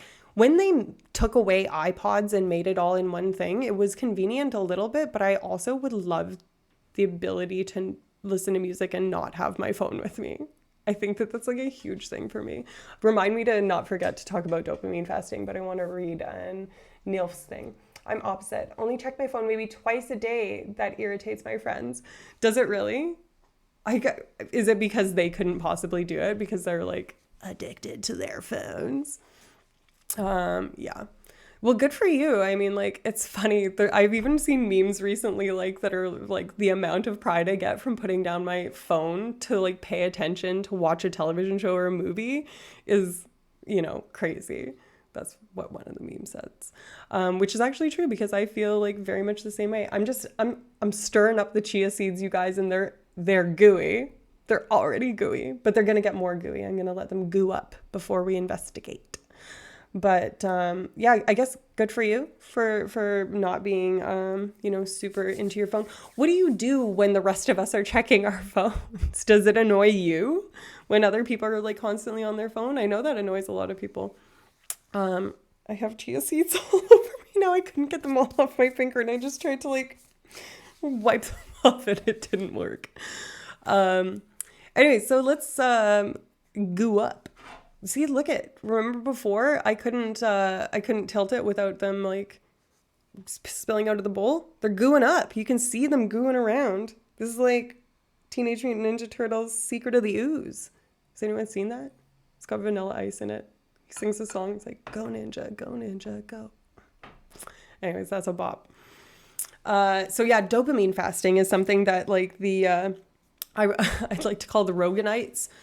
The people like that I think that tends to be the group that this starts to permeate kind of mainstream culture with, is when it gets picked up by one of the kind of like improve your life, motivational speaker kind of people. And that's not to necessarily disparage people that listen to that, though I do have very strong anti-Rogan sentiments, as we've talked about many times before. But a dopamine fast, from what I understand, is when they are basically trying to recondition your brain to have a different association with something. There is zero, and I mean zero, data to support the fact that you can change the dopamine just by willfully changing your behavior. Certainly, it probably is, but everything we're doing changes dopamine. Like if, me showing you guys the goo and like you guys putting an emoji in there probably changes my dopamine, because dopamine is what's encoding for us. Do this, that helps survival. Don't do that, that doesn't, kind of thing. Like it's truly about anything rewarding: sex, food, social interaction, laughter, sleep. All of these things are affected by dopamine. So certainly our behavior can change it. But there is no way to measure dopamine directly in the brain. B Ryan 357, thank you for the follow and welcome. In case you don't know, I'm Neuralicia. I talk about neuroscience and other chaotic things like goo. On Friday, it's just me. On Monday, my best friend and colleague, or one of my best friends and colleagues, Layla, joins me, and we talk about spicy science things. So these are things related to sex, drugs, and rock and roll, and various other things. Just the stuff that doesn't tend to get into the mainstream. So, Risto Rock 88, thank you for the follow. I'm going to assume that you heard my introduction just now. So, welcome one, welcome all. Lurk while I mod. Smikes. Sounds good. I was told by Science to pop in. That's amazing. I really appreciate Science. They are amazing. The whole thing there. And welcome. I hope that it lives up to your expectations. And Smikes, you clearly are a Science fan too, because you have the Science, what do you call it? Cryptic Caramel. Holy cow, you guys are going off. Hi everyone, advised by science. This is amazing. So I raided science for my very first raid on my last Friday stream. And that's how I got to affiliate, was literally you guys call yourselves the colony? Ah, that's so cool. I don't know. I hope to one day be on the level of you guys as the kind of SciComs group. Hi everyone, look at all these. So this little remind me again. Antonia and Kevin, or that's what your emotes names are. Travel the World 604, welcome. Thank you for the follow. Amazing. The colony supports all awesome peeps. Well, I hope I live up to your expectations of my awesomeness. You know, this is probably my 5th solo stream by myself. We just did our 4th Vulgar Science, so I am new to the game, willing to adjust and adapt to what the people, find interesting and entertaining. So Science Stream gifted a tier 1 sub to Risto Rock. It's their first gift sub in the channel. You guys, this is amazing. Woosa just followed. I'm overwhelmed. I'm literally blushing. I'm pink. You guys. This is so nice. Balancer. If Balance says you're awesome, then you're pretty freaking awesome. To be fair, completely agree. When he raids people and is like, this person's awesome, I'm never disappointed. So if he thinks that, makes me feel so special. 2 more and we get to name the keychain rat. Yes. Grip, I'm so glad that you paid attention. Also, 69 science stream. Oh, cool.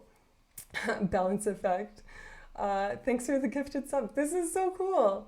Oh, this is amazing. I'm overwhelmed with joy and appreciation because, I didn't for a second think that this would ever work. Mr. Rock has gifted 2 subs to viewers. A hype train is close. I don't know what this means. There's things happening on my screen that I've never seen before. Wow. Okay. Sub gift or use bits now to start a hype train. Should I start a hype train? What does that mean? Can someone just explain what a hype train means? There's a countdown clock. I don't know what to do. This is a lot of pressure. An anonymous viewer has gifted a sub to Woosa. Hype train incoming. I don't know what's happening. Choo. Wow. You have a limited time to earn exclusive emotes already on it. Wow. Holy. I'm pretty sure that's you. This is incredible. I knew that the Twitch community was really amazing, but I don't know. I feel overwhelmed with affection and support. So thank you all very, very, very much. And I can't wait to name this rat in 2 followers. It was amazing. Hype. It's got little confetti. This is so cute. Man, how do people not love Twitch? Like, there's people that are like, what's Twitch? I guess I was one of those people, but yeah, wow. Look at all of this. Thank you so much, Science in particular. Thank you all of the rest of you as well, but I really appreciate the support from a bigger streamer, especially one that's in the SciComs game, because I admire you and aspire to be like that. So it's really cool that you're helping out little old me. You're welcome, Woosa. Cool. Neilf just subbed. Wow, thank you. Woohoo. I'm borderline speechless, which if you know me or have been on this stream for, I don't know, even half a minute, it's hard to render me utterly speechless. I'm going to drink my tea. I'm just going to have a sip of tea and take a deep breath because this is overwhelming in a really good way. Level 4 hype train Pog this is my first hype train. I have no idea what's going on. Literally 0. It's cool and I'm very excited, but I feel like a baby, like when a baby sees like a dog for the first time and you just see their eyes go like, what the fuck is that? Don't forget to put the pinky up when drinking the tea. This is a really big cup. I think I actually need my pinky as support, but I'll put you know what? I'm going to do this because that's a pinky up and a couple other fingers and it's cool and it's metal. So Camo Floral. First of all, cool name. Second of all, thank you for the follow. One more, we get to name Deskrat. Do you guys want to see this? Twitch baby poke. Look at that. Woohoo, Antonia. This is a baby. And the reason that this guy is special and why I want to name him, we can name all of my Deskrats over time, and my new pin rat. And actually, I have these really cute minis that my friend Rory painted me that we can name. So I have 5 rats we can name at this point in time. Thank you for all these gift subs. So my cousin made this. She hand molded it, baked it so that it became a thing, and then painted it. So we're gonna name this little ratty boy. So I anonymously gifted to get the train going after Balin gifted me, and then I gifted anonymous is a loophole. I need some name ideas for the rat. Yeah, let's hear some name ideas for the rat. Anyways, that's really cool that you guys know how to game the system, and I really appreciate all of it. Yeah, isn't it? It's really cute. So there's this one. This is the first one we're gonna name. And then there's this one, which I believe is not even actually a rat. It kind of looks, it's a little too angular to be a rat, but I'm gonna call it a rat anyway. And I've been calling it a rat for a long time. It's lived on my desk since 2014. And I think it's a piece of Lego, because look at the bottom. That's definitely Lego, right? I'm thinking Steve. All right. Can always put it up a poll to let your community decide. Yep. Sean, can we do that? Do we know how to do that? I know we just had a poll, but we need more selection. Is that what we mean by a poll? Yeah, we'll do that. We'll do that. But we need, okay, we've got Steve. Who else? /poll. Yes, we can. Listen, I am so lucky that even though I'm a small streamer, one of my best friends has a wonderful husband who's also a good friend of mine, who happens to be Get a Grip, who is my mod. So I didn't have to wait to get relevant and big on Twitch to have a mod. I'm very lucky to Mousy McRatface. I mean, yes, Ratatouille. So, fun fact, Ratatouille, his name's Remy.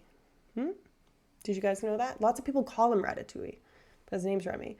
But if you've ever had Ratatouille, you know that Ratatouille is delicious. I mean, we could technically name my envelope rat too, but that's more of a personal rat than anything. And I'm going to keep it. I'll probably cut it out and put it on my little side thing. Well, Ratatouille is delicious. It's so good. My old roommate who moved out in February, she's one of my best friends from back home as well, who I used to work with in my previous lab back in Calgary. She makes the best ratatouille I have ever had in my entire life. It's so delicious. Layla says 60. My heart, you guys. We can't name it 60 because there's already a rat named 60. The reason that I'm getting all tenderoni about 60, by the way, if y'all want to know, is I don't think I can bend this way. Hold on. Can I do this? It's upside down, but that is a rat tattoo, a ratu, if you will. And its name is 60. Because maybe it could be 69 because it's for 69 followers. Ratu. Yeah, so anyways, that's my ratu. I got it when one of my former colleagues, a wonderful scientist named Tristan Hines, who I've published with before, you received a level 3 hype train emote. Cool. This is cool. There's a button that says share. Oh, choo choo. Well, that's really cute. I just clicked the button that it suggested. Yeah, 69. Anyways. Hype emotes. Wow, look at all of them. Is that all the hype emotes that exist, or are these just emotes? This is really cool. I had no idea that Twitch culture was this intricate. I thought it was just internet bros, if I'm being honest. I'm glad that you guys are so welcoming. Anyways, I got this tattoo randomly super hungover with a colleague of mine, or a former colleague and a close friend of mine named Tristan, who I've published with before. Actually just published a paper last month with him. You collect them as you progress through hype trains. So much more than that. I thought the same thing when I started. Yeah, so are you a streamer as well, Risto Rock? What kind of stuff do you stream? If you are a streamer. The poll is on, let's go. What are we naming? Hey, wait, we're only at 68. You're doing this early. That's all right. Okay. Mousy McRat Face. Remy. Steve. I love all of these, honestly. I don't know that it's got a gender. I've been calling it he, but it could be a they or a she, depending on what, It could be girl, she. Can you imagine being called Steve? Stevie Nicks, one of the best Steves, arguably. Yes, I stream. I'm a variety streamer with a focus on mental health. Amazing. I am definitely going to follow you after my stream. And maybe one day I'll rate you. I don't know. I've only ever rated one time. Because last time when I was streaming with Layla for Vulgar Science on Monday, no one that I followed was on. Except Science, who I had just rated. And I was like, I don't want to be that weird person that just constantly rates people because I don't know what the etiquette is. Anyways, do I get to vote in this? Sundays are my coffee talks where I do mental health deep dives and discussions with the community. That's so cool. That's amazing. It's hard to find people that are doing like mental health or psychology or, that sort of thing. Cause I constantly am like looking and I'll type in like science, psychology, this, and it's hard to like discover actual streamers that are doing this. So I'm really, rate everyone you can. I mean, I know, but I'm shy. Rating is good. All right, well, at the end of this, we will definitely read someone. I go till 11 at least, but I've gone longer. I think I went longer last time. So we'll go until we're flipping done. That's when we'll go till. I don't think I'll ever be one of the people that can stream for 9 hours. I know Ballant did the other day because I caught the end of it and I was like, 9 hours? It was for you guys' partner party. For Science Partner Party. I caught the end of it, which is really cool. Congrats on Partner, by the way. I aspire to get there one day. But yeah, rating is good. Listen, I'm still just like, I'm shy. I'm like, me a little layout and stuff like that. I don't know. The Partner Party was insane. I can't believe 9 hours. I couldn't sit in one place for 9 hours. I would die. But yeah, don't be shy. Listen, easier said than done. Easier said than done, but it helps to have encouragement about it. 69, we have a name. I've looked too. You can't find them, but it's hard. You can find them, but it's hard to find mental health streams. Well, if you've got any other suggestions, feel free, drop them in the chat because I don't know. I want the whole world, like obviously you, but if there's other streamers that you're aware of that are like science, mental health, it doesn't even need to be like related science, like paleontologizing, I think is how I found science, or maybe the reverse. I can't remember. I found one through the other one because I was there when they did a raid. We don't bite yet. Sassy. You should come to Vulgar Science on Mondays if you like the we don't bite yet kind of thing. Our last stream was about the neuroscience and psychology of fetishes. So just to give you fetishes and kink, just to give you a little taste of the kind of stuff that we talk about. But we named this rat. I rated 20 hours. That's bananas. 20 hours? Guys, introducing 69. He's a chef. She's a chef. They're a chef. Enthusiastic about making cuisine that will please you in any way. And yeah, let's twirl them around. Yeah. Phaseria is a great SciComm streamer. So is Nerduino. Okay, so Nerduino and Astro Canuck I am aware of, and I think I maybe just farmed through all of Science people that he raids, or they raid. I say he because I frequently only tune in when Ballant is there, but that they raid at the end of their streams and kind of like went through and just followed everybody. Faye focuses on microscopy and music. Is she the one that was doing water bears the other day? Because I tuned in and I was just like, man, I could fall asleep to this. Like, it was like, oh, it was so nice. It was super, super awesome. Astro is an astronomer. Nerduino is a NASA engineer. I'll write those down. Yup. Cool. Yeah, I really enjoyed that. Guys, I'm gonna bring a brain. Someone, you know what? Actually, Maud, Sean, remind me on whatever day, or remind Layla to remind me to actually bring a brain home, because I want to show y'all an actual brain. And I even thought of it earlier today, and then I had the day from fucking hell, and I forgot the brain. So yeah. Anyway, sounds like her. Yeah, and she's also pretty good looking. So just saying, you know. Your girl's bisexual here, so, you know, she's got eyes for all kinds. Not that that's how we should judge people, but it's a pleasant bonus to watch the good-looking person on a stream. Anyways, I think we're talking about the same person. I hope we're talking about the same person.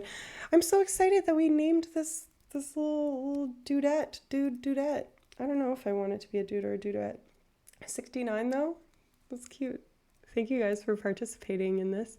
You need another brain to bring a brain on stream brainception. I do. I actually just requested a chain of 3 people to remind me. And I've put reminders in my phone. I just get so distracted. Like, I had a whack day today. So what do vegan zombies eat? Grains. Boom. We love a good pun around here. Who was making amazing puns the other day? Was that like Water 5116? Oh no, the Water was the one that was doing the brain teasers. Dad joke. What up? I do love a good dad joke. Speaking of dads, my father is coming to visit next week, so there won't be a stream next Friday. I will not be here next Friday, so be happy that you are here on this Friday, because otherwise you'll go miss out. 10 on 10. Yeah, that's a good dad joke. One of my favorites was, what do you call a T-Rex that sells guns? A small arms dealer. I really like that one. One of my former students actually taught me that one. Jeffrey Cates. Anyways. Hey. Anyways. Boppo. What is this little guy? Oh, that's cute. LOL. I really like emotes. That's probably one of the best parts about Twitch, if I'm being honest, is emotes. One of the things that I'm most excited for. I also like doing things like this little like design. This is the first time that I have this overlay situation, or this little decor, which is why it's not perfect and still blurry, because I can't figure that out. But anyways, Ballant made most of my emotes. Oh, cool. I think he means boo. Oh, I thought it was like boppo, like blammo, like zam, zawe. I don't know. I was just going with it in positivity. Those are all really, really cute. I've been thinking about, I mean, I'm poor, so this is a pie in the sky thing, but I've been thinking about trying to do like digital drawing or whatever, digital illustration. I don't know what they call it, but you know when you take things and you do things with an Apple Pencil and an iPad and Procreate and you draw your own little things, because I'm like vaguely artistic. I have an eye for this sort of stuff. I like doing design. I'm leading a workshop actually next week on how to present scientific data effectively, because it's something that I'm really passionate about, and I think a lot of people have amazing data and present it exceptionally poorly, and it undermines their whole story. So okay, I gotta bounce. Bye, guys. Have a good weekend. Okay, DK, thank you so much for stopping by and being here earlier and talking to us, and being here for the beginning of the slime report. It's so slimy, it's barely moving. So just so you know. Have a good weekend. Hopefully see you Monday for Vulgar Science. Ooh, I saw an animal behind you. Makers Crafters art is huge here. Bye, okay, DK. Have a good evening. Yeah, we've already had Hoon up here, so I don't want to disturb her too much because she doesn't like to be picked up. Come here, my love. Come here. You don't want to get picked up. I don't know. Here. Move. I'm not going to pick her up again because she already got picked up today and for stream and didn't like it. But this is my girl, Hoon. Her woolly chair. This is her showing her belly because she likes belly rubs. And she's just a very cute little girl. That's my baby. Don't disturb her. We can see her. Such a sweet girl. The best girl. Anyways, yeah. Now she's like, play? You want to play? Anyways, her name is Hoon, Hoon, like the last name of the lead singer, who is now deceased, of the band Blind Melon. If you were around for the 90s, they're the ones that sing that song that's like, all I can say is that my life is pretty plain. Anyways, the one with the bee girl. It's been in a couple like Mazda commercials, I think, that song. Anyways, Shannon Hoon was their lead singer. He died of a cocaine or heroin overdose. I can't remember. Either way, that's who she's named after. I got her with an ex-partner, and she is a rescue that came from the Northwest Territories of Canada, with her mom and the other puppies in the litter. And she's crazy, but she's one of the smartest dogs I've ever seen in my entire life. And I know everybody says that about their dog, but Hoon really is super smart. So anyways, we got so off topic from science, but that's okay because I kind of like it. We may as well do the goo report now. It's looking about as gooey as it's going to get, and I don't want them to dry out. So goo report incoming. Thanks for the gift sub. Travel the World 604. Hey. Yeah, so we were talking about how chia seeds are the thing that they use for, look at that, gloopy, that they use to make imitation eggs or vegan eggs. And as you can see, the difference between those chia seeds and these ones that are just like tiny little guys, maybe oh, I just got chia seeds fucking everywhere, you guys. Whoa. So the ones that are tiny are the ones that are unwetted. And these other ones are like, they're like goopy. I regret doing this immediately. Sticking my hands in this. This was a bad idea, but I really wanted to show how gloopy they are. You could see how these would make eggs. Chia. Science and the colony is great at derails. Rabbit holes. Don't you guys have an emote that's about rabbit holes? I'm pretty sure you do. Yeah. Anyways, yeah, we're pretty good at sidetracks over here. Honestly, my entire life is basically a sidetrack. And I'm kind of okay with it because it keeps things interesting. I'm just actively trying to get the goo off my fingers at this time. I'm having a gloop situation, y'all. What's this? Rabbit holes. Yeah, see? Yeah, I've got some Kleenex here. Is this what guys feel like when they do the thing? Because it's just goo is everywhere and it's sticking to everything. I don't know. This is obviously an 18 plus type of thing. This is not a family friendly stream. So anyways, I don't envy y'all. No comment. Listen, I've seen it. I know that it's kind of like that. That's kind of why I said it. So yeah, no comment. Yeah, liquid cement when it mixes with water too, though, hey? Apparently that's the reason that like dormitories and stuff like that have issues with plumbing, I've heard. There's like urban legends about that. Always go forward, never in a straight line. Yeah, you want to know what? That's how you avoid gunfire, both metaphorical and literal. So I ain't finna get shot metaphorically or literally. So yeah, you got to zigzag through life, through your day, through everything. And zigzag through your stream. If you feeling nasty, which I always am, because that's just who I am, and that's why I have a whole ass show with my friend called Vulgar Science, which is really, really fun. I don't know what we're going to talk about next week. We had talked about talking about fantasies, but I think that there's quite a bit of crossover between fantasies and fetishes and kink. So I think we would still kind of circle around a lot of the same science, mainly not because there's not enough room and curiosity and questions that need to be answered about these things for them to be entire episodes of Vulgar Science on their own, but because it's taboo to research that stuff even now in like this sex positive kind of world. It's still something that's taboo for a lot of people. So the research world is small there, but honestly, I haven't looked that deep into it. Have a great stream, everyone, and take care. 3 a.m. here, need some sleep. Woosah, thank you so much for being here, and have a good sleep. 3 a.m. is late, and hopefully see you again sometime. I'm looking forward for Monday then. Good night, Woosah. Yeah, Monday is really fun. And yeah, I'll leave it at that. I don't want to give away the farm, but yeah, we have fun. We have fun and we definitely get off topic, but we definitely stay on topic. And the topic is usually spicy or, something like that. And we talk about real science, but we also talk about, day-to-day stuff and try and like destigmatize and demystify and that sort of thing.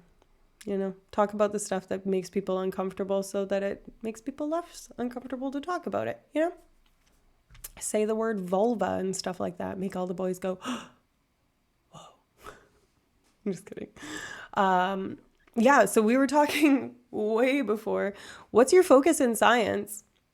Sorry, I should have introduced myself better. I am a neuroscience researcher. Currently, I research pain. And right now I'm looking specifically at pain expression, so the emotional versus the sensory component of pain and how that is expressed on the face and behaviorally, and how we can develop this technique that we use called facial grimacing as a proxy measure for pain that's an organism is experiencing. And the reason that it's really important to study this, in my opinion, and in lots of people's opinion, is because facial grimacing is one of the things that's conserved across species, and it doesn't require vocalization or the ability to read or write for you to articulate that. So it's really useful because we can translate preclinical research to clinical research really easily, because mice grimace the same way that we do. They scrunch up their faces, they scrunch up their noses, they squint their eyes. Dogs do the same thing, horses do it. And babies squint, and people that are nonverbal squint, the elderly that have cognitive, abilities that are different, they'll all do similar facial reactions. So it's a really good kind of nonverbal proxy measure of pain. And we know very little about it, despite it being something that's, a really useful tool. So the tool, the mouse grimace scale at the very least, was developed 13 years ago. 2010, in the lab that I currently work in, the lab of Jeffrey Mogul. Bow, bow, bow. I used to be a nurse. Nothing phases me anymore. What kind of nurse were you? Tell us more about your nursing. My best friend back home, not one of my best friends who I stream with, Layla, my best friend back home is a paramedic. So I've got, and lots of my family are nurses, so I've got a little bit of ties to nurses. Cool. Thank you for your service to the community. I'm a big believer that emotional pain manifests as physical pain if people don't work on their emotional pain. Good luck with your stream. I'll be lurking. Thank you very, very much. And can lurk all you want. We welcome lurkers as well as chatters here. And hybrid chatter lurkers. I was psychiatric nurse, then moved to geriatrics. That's really interesting. I took an advanced psychology course in the psychology of aging and touched a little bit on, the elderly and geriatric. They don't call it geriatric psychology. I can't remember. Gerontology. Gerontological? I think that's what they call it. Anyways, now I work with trench safety equipment and heavy equipment operating. That is quite the life shakeup. That's a snow globe moment. How did that transition happen? That's heavy equipment from nursing. Wow. I couldn't do either of those things. I would not enjoy either of those things. I actually thought that I wanted to be a psychologist. Ooh, a divorce. Zoinks. Sorry to hear it. Unless you're happy to be divorced, in which case, congratulations. Pick whatever sentiment is appropriate to the situation, and that is the one that I would like to convey to you. Thank you for your hard work. Those are some heavy-duty nursing jobs. Heavy-duty equipment and nursing. Was that meant to be a joke? We do appreciate your contribution to the well-being of society as a nurse and as a heavy equipment operator or heavy equipment person. I don't know if you operate them, but anyways. It was easier to divorce my ex-wife than it was for me to leave my current job. Song remains the same, man. I was talking earlier about how I'm painfully signal. Maybe I don't even mean painfully. When I hear stories like that, it makes me be like, I never want to do that. Are some people reducing IRL interactions and replacing it with platforms like Twitch? If so, facial signals may be replaced by emotes. sure, Neil, that's an interesting point that you bring up. No joke, they are hard nursing jobs. Yeah, they are. You're right. Sorry to hear that the person clearly didn't know a good thing when they had it. Burr, burr, burr. Completely agree. Yeah. Divorce is tough. I mean, I'm a child of a divorce, so I'm no stranger to it, but it doesn't make it any easier to live through, I imagine, just because other people are familiar with it. So yeah, sorry to hear that. But onward and upward, you know. Usually those things end up being a good thing. They were, and I was dealing with burnout after my divorce and decided to change professions. You know what? It's never too late to give life the old shake up, right? You know, like I was saying, I used to want to be a psychologist, and I know that's kind of related to neuroscience, but I never thought in a million years that I would be someone that researches stuff on mice or rats. And now I'm rat girl, you know? So if you had told me 10 years ago that this would be where I am in my life, I would have been like, no way. And I wouldn't change it for the world. I'm happy, question mark. Now I can focus on my passion with mental health on Twitch. That's amazing. I'm able to do it more, I think, on this platform. I am really glad that I ended up deciding to go to Twitch for the SciComms that I was wanting to do, because I think it's kind of an ideal platform. It's pretty open-minded. You know, if you get to a certain point, you know, the opportunity to actually make it like a career. I don't even know if you would want to call it a career, but anyways, to kind of invest in it kind of thing. But yeah, good for you, man. And like, thanks for being one of the mental health people that are on here, because there's very few. I don't even know that I would call myself a mental health one. Definitely like a science, psychom sort of thing, but mental health related, because neuroscience and psychology are obviously, I mean, psychology is the science of mental health. So yeah, people make a career out of this platform for sure. And I mean, I think it's about what you put into it and what you get out of it, as it is with anything in life. You know, like I love what I do. I do not make good money at what I do as a researcher. I mean, I'm a student, so I make like jack shit. But I love what I do so much that it's worth its weight in gold. You know what I mean? Like, each day is different. I get to think and, you know, engage with my stuff. And I'm not saying that it's not hard and that I don't fucking hate it some days, but for the most part, it's pretty awesome. Mental health is just as important as physical health. Both directly affect each other. I would argue that it's more important even than physical health. Like, your brain runs the whole show. So, I mean, why people, I think there shouldn't even be the words mental health. It should just be part of health. At what point were we like, eye health, totally a thing, nasal health, teeth health, that's all. We don't call those things their own special version of health, but the thing that's inside that's driving the whole fucking bus, we're like, that's actually a special subset of health that's not actually the same. Like, fuck that. Anyways, good for recognizing your needs and doing what's good for you. Self-care is the best care. Preach. If I can't take care of myself, how can I care for people who depend on me to live? If I can't be present for myself, then I'm doing a disservice to others. I mean, that's woke as shit, and takes a lot of people a lot. Like, it's one thing to say it too. It's another thing to live it and to act on that. So, like, props, big snaps for you, because honestly, RuPaul out here, clap. If you can't love yourself, how the hell are you going to love somebody else? Can I get an amen up in here? Our planet's most advanced organic supercomputer is our brain. Exactly. There's more neuronal connections in our brain than there is stars in the sky. I heard that. I've never verified that fact, but I heard it from a neuroscientist. So, you know, I'm going to call it, 2/3 of a fact. There's a lot of cells in your brain. So, I mean, even if it's not as many stars in the sky and it's not as impactful of a thing, I feel like I just saw a shooting star, but I don't. I think I might be seeing things. Oh, I can see stars. That's nice. It's clear enough, and I'm in the middle of the city, and I can see stars, so that's nice. I'm going to reach out to you or maybe see if you want to come as a guest on a coffee talk one day. That would be incredible. I would love that. I would absolutely love that.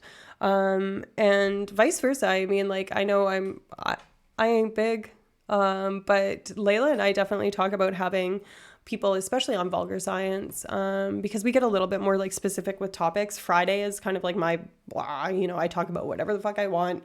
Sometimes it's got a theme. Sometimes I stay on theme. Most of the time not. Science behind mental health. I'm not huge either. Oh yeah, opportune time to plug the Discord. Yeah. Thank you, Sean. Come join the informed chaos. It is informed chaos over here, realistically, and safe space. I admire. I don't know. I just like talking about science. It doesn't even matter if there's like a big following or anything like that. Like, I mean, obviously, I started doing this to 0 people. So thank you for being here, people that are more than 0 people and people that are interactive and thoughtful and caring and that sort of thing. It's amazing to have this little group of y'all here to talk to. It's certainly easier to talk to actual people in a chat. Hey, welcome back, 35 going on 65. Yeah, it's certainly easier to talk to people on here than it is to talk to yourself. Though I still find it a little bit weird to talk to chat. I definitely got way more used to it. And like, I try and like turn on my teacher brain in a lot of ways because I got really used to it from TAing and teaching over Zoom throughout the pandemic. So you're going to get there. Honestly, this is a great community. The science community on Twitch is amazing. It seems like it. And honestly, like, that's what got me so juiced to do this, is like seeing that and being like, holy shit, they're actually like, I, as a consumer of this, was like, I wish there was more of this. And then I found like science and I found paleontologizing and whatnot. And I was just like, man, there needs to be more of this shit. And I was like, I've been talking for like years since Layla and I met. We were talking about doing a podcast, a YouTube channel, blah, blah, blah. And I always have really liked mentoring and science communications and stuff like that and teaching. And I was like, how can I do that without having to be a principal investigator and like actually be a university prof that like runs a lab? Because I don't want to do the grant rat race and the academia ivory tower bullshit. I'm way too enraged at inadequacy or inequalities and stuff like that to have that and have my mental health not suffer. So I was like, how can I do that? Like, still do all of those things, but not engage in that and still like, I don't know. Anyways, and it turns out Twitch is the ideal platform for it. So, I was eating dinner while that happened. Whoops. I nearly pissed my pants when I realized I didn't have to go watch people play games all the time here. I prefer knowledge-based content. I'm like a freaking sponge. Teach me. Honestly, Twitch was a huge thing for my mental health. We're almost to the goal. Oh yeah, hey, 35 going on 65. If you weren't here, we're almost to the goal, but we already named this little motherfucker is 69. And the story behind that is I have a tattoo. I didn't explain why my tattoo's name is 60. I just realized you guys have 0 idea why that's 60 and why now that's funny because this one's name is 69. Yeah. I think science is rapidly going on Twitch. There's a need for it. Yeah, it seems like the market isn't saturated, to kind of like put it bluntly. Like, there's not a whole lot of people doing the thing yet, but I feel like it's one of those things where it's gonna hit a critical mass and then tons of people are gonna be doing it. And I can't wait for that because that means that there's gonna be people on here doing like all kinds of science, right? And can you imagine? Instead of there being like a Huberman and a Joe Rogan that sometimes put real science on stuff and sometimes don't. Most of the time Huberman has real science, just he's a little bit problematic for some other reasons. Not to mention that he was just on fucking Joe Rogan. Fuck that guy. Anyways, big red flag for me. You know how I feel about Rogan. In any event, wouldn't it be cool to, instead of having that and like what the John Green guy that like talks about science and stuff and like a couple of the science people on YouTube and TikTok and stuff, like that's amazing. But wouldn't it be cool to have a little bit more of an active, live, interactive kind of thing? Because YouTube, podcasts, all of that stuff, doesn't allow, like, this is kind of like a call-in show used to be on the radio in the 90s and the early 2000s, you know, like there can be people that ask questions and there's anonymity and community and all of that sort of stuff. I think it's kind of the perfect storm, and I can't wait for there to be more, I guess, saturation here, and more nuance and more diversity and stuff like that, even more than we already have. I think that's rad. To explain why this rat is named 69, first of all, it's because y'all decided in the poll. But the reason that a number was even an option is because I have a tattoo of a rat, and the rat's name is 60 because when I was studying rats for the very first time, when I was studying addiction back in University of Calgary, we had a colony, a generation of rats, the very first one, starting from rat number 1, went up to rat 60. Actually, I think we went to 65, but rat 60 was this amazing female rat. She was so smart. She could escape her cage no matter what. Like, we have cages that like would clip down on the ends, and she could figure out how to pop them off. And we would put, like, you know, those binder clips, like the black clips that are super strong for like big stacks of paper. We would like clip down the edges and she would still figure it out. And it was specifically her because she had 2 cage mate sisters that presumably could have figured it out, but never did. Anyways, for me, I wouldn't visit Twitch if it didn't have the interaction. Yeah, I'm with you. Like, I actually do really like watching people play video games. I used to like watch my high school boyfriend just sit there and play Final Fantasy VII, which is hardly an enthralling game. It's like a turn-based RPG. But I was like, oh, look at that. Vincent, oh boy. Anyways, that was a little sidebar that was unnecessary, but now you know it, and now you can't unknow it. So anyways, 60 was this amazing female rat that I just really loved and kind of ignited my passion for rats because they have so much personality. Like, they're so different from rat to rat. And so I was really sad when it was her time to go. I was not around that day on purpose. But yeah, it was, you know, the first year I moved here, and one of my colleagues from that same lab, who's a very close friend of mine, and I had gone out partying the night before, and the next day we were walking around and we were like super hungover, and we were like, you want to go get a tattoo? And we walked in and I told him I want a tattoo of a rat, and I was like, this is going to be 60. This is like, you know, a little representative of like my start in neuroscience, my start of my love for rats, my love for animals, and also it just fucking looks sick. It's a rat tattoo, a ratu. Don't get me wrong, I enjoy playing and watching games, but I really enjoy this type of content. Well, I'm really glad that you enjoy this type of content as a consumer, and I'm appreciating you appreciating me, and I can't wait to see what kind of content you have. I don't stream on Sundays, so hopefully this Sunday I will be available when you're streaming, and I can come to your little mental health chat corner, coffee hour kind of thing. That would be cool. Are you Canadian? Why do you ask that? Do I sound a little bit Canadian-y? That wasn't a good Canadian accent. I am Canadian and I can't even do a Canadian accent appropriately. No dude about it. My messed up tattoo is on me booty. Woohoo, so excited. You have a messed up tattoo on your butt? Is that what that means? Travel the world 604. 604, is that, what area code is 604? Is that Toronto? No, that's 614. The 6. Anyways, what's 604? Anyways, I am Canadian. I am from Western Canada, Vancouver. 604 is Vancouver? Who knew? I know. I have friends in Vancouver. I should know this. No one phones people anymore, though. I have your name tattooed on my back. Got me a bunch of free drinks back when I drank.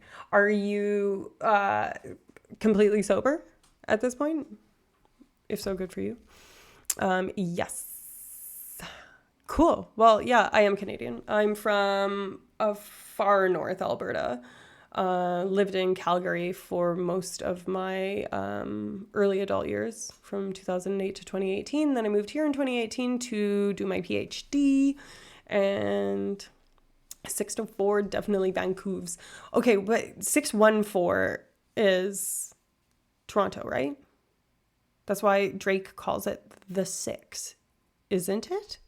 Or am I just making stuff up? Am I making spurious correlations? thought the 6 was Ontario. The 6 is Toronto, specifically. Pretty huge D. Die. What does that mean? Anyways, congratulations, Travel the World, for being sober.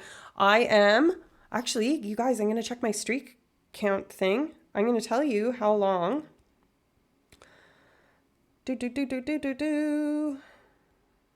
I am 59 days dry and clean. Boom. No drugs, no drinking, no dating, 3 months. I got in a major car accident in 2008, died 3 times, longest for 8 minutes, in a coma for 8 days, got into drinking and drugs really bad after that, quit using drugs and just smoked cannabis and drank. 2.5 years ago, I quit drinking for no reason. Holy, that is bananas. I'm sorry that you had to go through that, but I'm also in great admiration of your resilience to adversity, because man, oh man, it's tough to pull yourself out of addiction. Speaking as someone that actively studied addiction and who's, wrestled a little bit with my own personal kind of demons in that realm, it is not fucking easy. It's not fucking easy. So huge ups, big congrats, man. Yeah. I wouldn't be who I am today if I didn't go through the tribulations that I did. You know, there's a lyric by the band called Angels and Airwaves, who is Tom DeLonge's side band when he left Blink-182 the first time during the hiatus. And the lyric goes, it's from one of my favorite songs in the world: if I had a chance for another try, I wouldn't change a thing. It's made me all who I am inside. So, Risto Rocky, born in 1988. Hey, birthday twin. Oh my God. Whoopsie. I've been like hoarding my age and not revealing it, and I just did. So, whoops. I probably could have not drawn attention to it and it wouldn't have been a big deal, but yeah. I also broke my neck and fractured my skull and shit in 2020. Jesus. Y'all, what are y'all doing? The fracturing skulls. I had a concussion in 2019. Brain. Oh, it's the fist palm, hand, face palm, surely. Face palm. Brain resilient as fuck. Fun fact about the old brain, it's because the skull, we talked a little bit about this on Vulgar Science. I pulled up a picture of what the skull of a rat looks like, but the skull of a human being looks similar too. The skull is actually not completely all fused like an egg, because that would make it more fragile. It's got little panels that connect and can flex. So your skull is designed to bend and move and stuff like that to absorb the shock if there's ever an impact. I fractured my C6 and 7 in the accident. I have a cadaver bone and a plate and 4 screws in my neck and a plate, 7 screws in my wrist because I 180'd that. Yo! I need y'all to stay healthy. Yeah, I'm with Sean on this. Holy crap. That's gruesome. Like tectonic plates. It's kind of like tectonic plates, Neil. A little bit, yeah. The best description I have is if you've ever like seen or learned about like how they make bridges with those like little interlocky parts. Your skull is much like that. It's got parts so that it can bend and flex and expand and contract if need be. So if you ever get like an inflammatory condition to your meninges, like meningitis or encephalitis or anything like that, your skull can actually handle that, you know, to a certain degree. Your brain can't necessarily handle that, but your skull can. I fractured my C7 when I hit concrete head first. Yeah. Well, I mean, your spinal cord is also a really great protective mechanism, right? Like that's what those vertebrae are for, is to protect your spinal cord, right? Hashtag survivors. Speaking of Survivor, I love the show Survivor. I know that's not what we're talking about right now, but I'm one of those people. Clap. Destiny's Child. Cue. I'm a survivor. I'm not gonna give up. Yeah. Holy shit. I mean, I've only ever broken, knock on wood, but I've only ever broken my foot and like a finger and a toe. But breaking my foot was brutal. So not envious of that on that end of things, but good for you guys for overcoming adversity and whatnot. Especially, honestly, I think dealing with the addiction is probably more difficult than dealing with the other things. If the anecdotal things that I've been told about.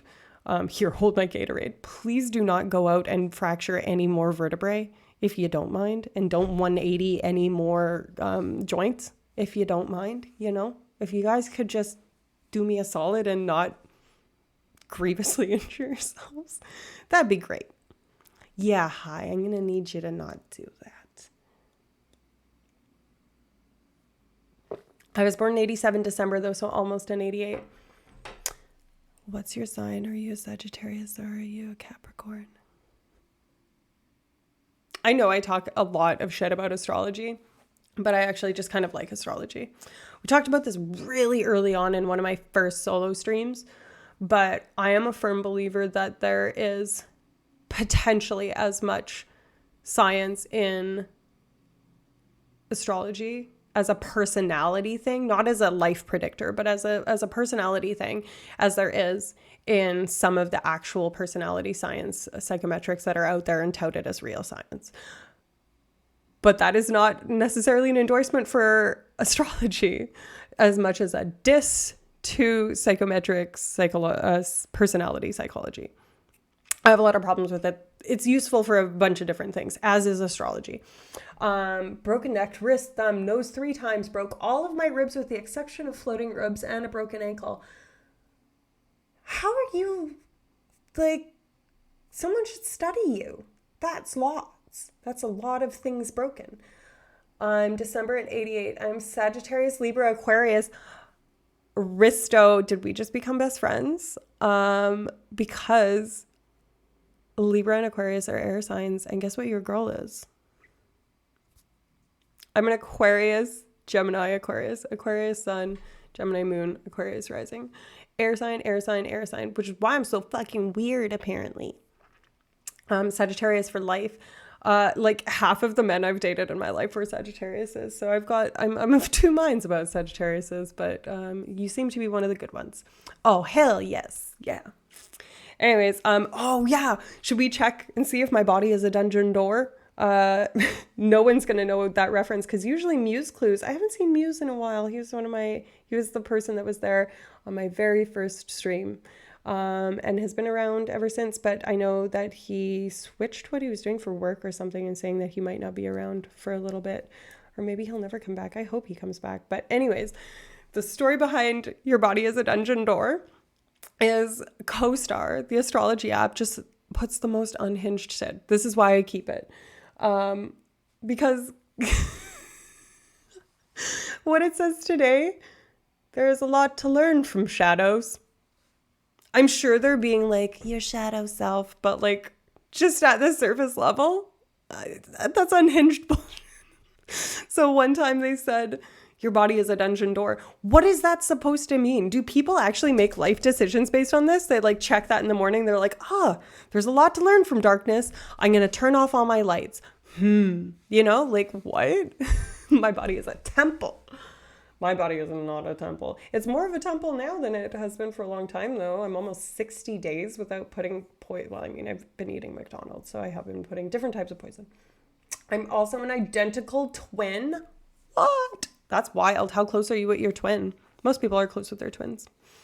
My best friend and I know people that are twins and triplets and siblings and stuff. And they're like, you and Carly, my best friend, are closer than me and my twin or me and my triplet. Multiple independent people have told us that over time. Shadow work is a thing though. Oh, of course shadow work's a thing. Then that's probably what they mean. But that's just, that has nothing to do with when I was born. It's just shadow work is useful if you have, actually it's just useful period, but more useful if you've got darkness in your past. 30 seconds apart and he's my bestie. That's amazing. Aw. My mom is a twin. It stresses me out. Whoa, we're in twin zone here. I have aunts that are twins and cousins that are twins. There's lots of twins in my family. I ate my twin in the womb. Mick, great opener. first of all, welcome to the stream. We don't eat our twins here, but we don't discriminate against you for eating your womb twin. I don't want to have twins. Welcome to the chat, and yikes. We are exact opposite. He is my yin to his yang. That's how you enter the chat. Yeah, that's a mic drop. Yeah, so Mick, if you don't know, I'm a neuroscience streamer slash entity of chaos. And Friday I stream solo and sometimes talk about science, but most of the time talk about random crap like goo and astrology or my dog. And on Mondays, I stream with my colleague and one of my best friends, and we talk about spicy neuroscience. Thanks, I don't know what was wrong with me at the time. Nom nom nom. Hello, all. Yeah, I mean, that's a cracking way to introduce yourself. Can you imagine if we acted the same in real life as we do online? Can you imagine if you just like walked into a room and were like, I am a twin in the womb? Risto Rock has gifted a sub. Thanks for gifting that sub, Risto. That deserved a sub. Whoa, what is kiddos like zest? I mean, dishing out the subs tonight. Yeah, guys, this is amazing. This has been such a fun stream, and like it's gone by so fast. It's already 2:40. I have barely even talked about the science that I meant to talk about, but that's okay. I'm probably not going to say super longer than I planned to, just because your girl's tired. I had the day from fucking hell. So, but I probably will stay a little bit longer so that we can talk a little bit more about the science. But you were given a blind, tiny human. You can be forgiven for being disagreeable. Yeah. 35 going 65. I think it means thank you. Good translation, Risto. That's funny. Should we talk about science again? Do you guys want a little goo check before we dive back in?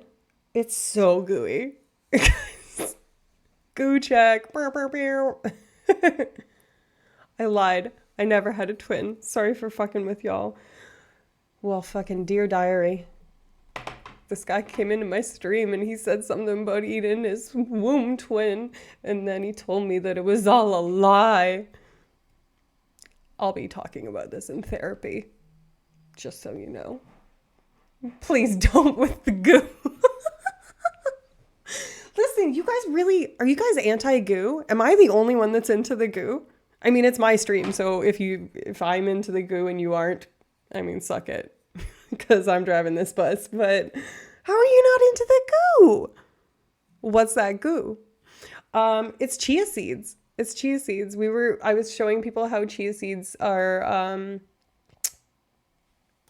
can be used to make artificial eggs, or not artificial, but like vegan versions of eggs.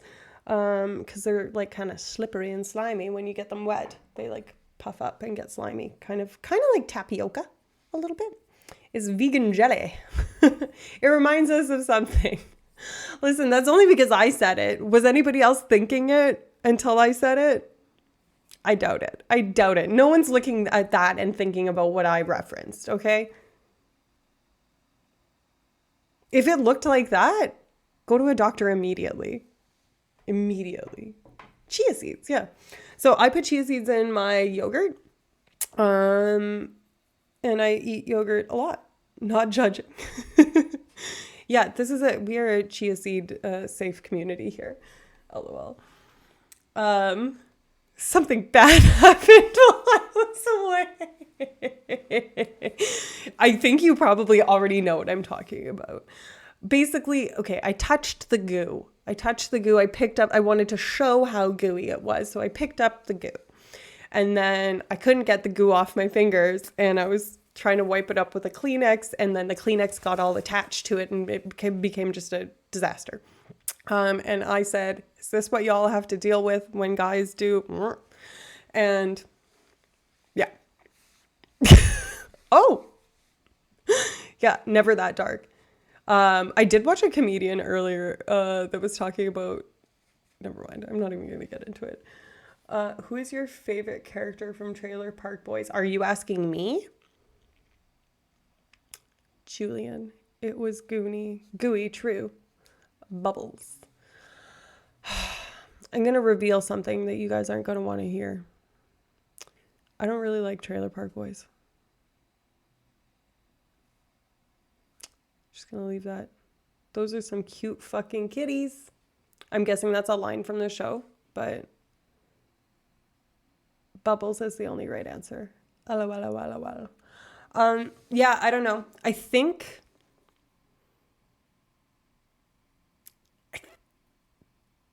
I don't know. Maybe I need to give it another shot. I'm really picky about TV shows. I'm really picky about movies and TV shows. I'm actually kind of like I don't know, a little bit of a snob about it, if I'm being honest. Like I have a spreadsheet of all of my favorite movies that are ranked on various categories. So that's how seriously I take movies. It's dumb. Don't justify it. The Pirate Bay is the best. TPB. Isn't that the Pirate Bay? TPB? Oh, Trailer Park Boys. Duh. Sorry. Alicia. I prefer documentaries and books, but sometimes movies and shows are nice. Drop some of your favorite documentaries, books, movies, and shows. I want to hear. I think people's... Whoa, poll. I didn't see the poll. What was the poll? How do we feel about the goo kill it with fire? I didn't even get to vote. I'm team goo gang, first of all. Listen, is it... Why don't we like the goo? Is it because it's chia seed goo? Or if I brought alternate goo, would you guys... Is it like you guys are just xenophobic against goo? Because I don't like that. We're pro goo. You have to be in the right mood for Trailer Park Boys. Yeah, see, I'm never in that mood. Whatever that mood is, I don't think that that's something that happens in my brain. You're going to need a few hours on books. What was the first one that popped into your head? There has to be a first one that you were like, ooh, I could put that one, but that's not technically one of my favorites. You know what I mean? Like when people ask you that question, there's always the first one. It's sticky and I don't trust things being sticky. Listen, did we talk about stick and slip previously on a stream? I wanted to talk about it because I listened to this podcast that was like super interesting, or I read a podcast transcript is actually what happened. But either way, the podcast was the information. They were talking about what makes things slippery versus sticky, because slippery and sticky are really related, and it's about like how the molecules are lined up. Fun fact. I have a really close relationship with books. Aragon's good. They did it such a disservice by fucking that movie up so bad. Coefficient of friction. You see, sticky and slippery, I mean, you guys are all like, oh, sticky sucks. But you know what? Sticky is slippery adjacent, and we know that slippery is good. I'm petting the goo right now. And it's not sticking in my finger. I'm going to bring some goo to Vulgar Science and see what Layla has to say, because I think that this is vulgar science content. Another one I really love is Be Here Now. Never heard of it. Have you read them all? I have read all of the Aragon books. I've actually listened to them. I listen to audiobooks quite a bit. Do you know he's releasing a Myrtle book next month? I actually did see that. Nope.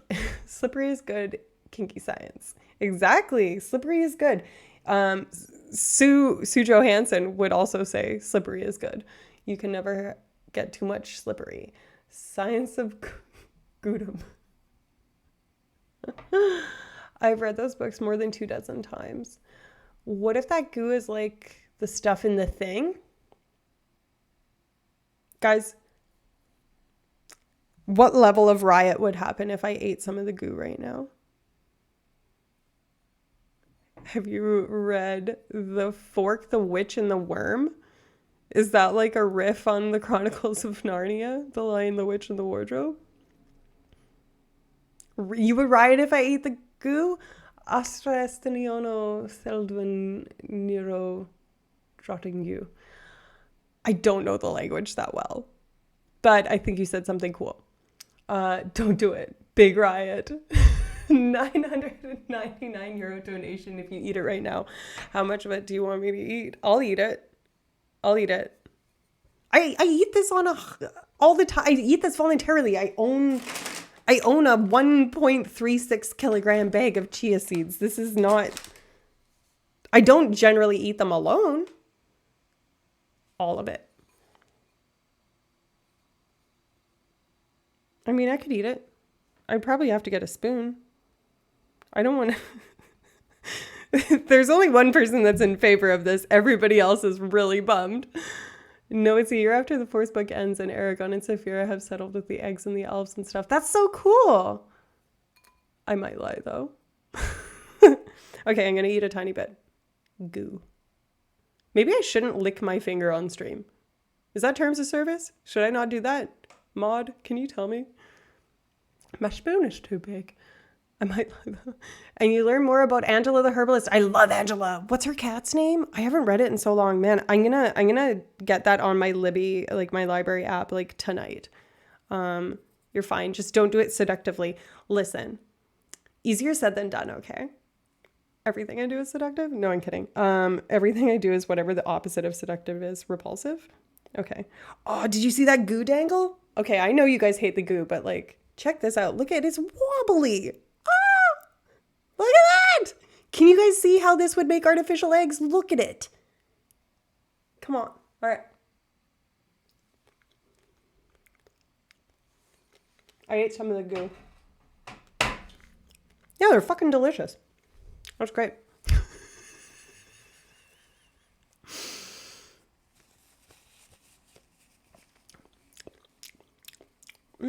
Okay, I forgot that I made them with mint tea. I was like, what's that flavor? But the when I moistened them with this, I was like, they don't usually taste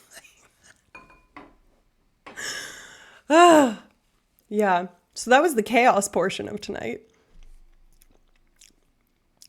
They're not great with mint tea. They're okay, though. No dangle, thanks.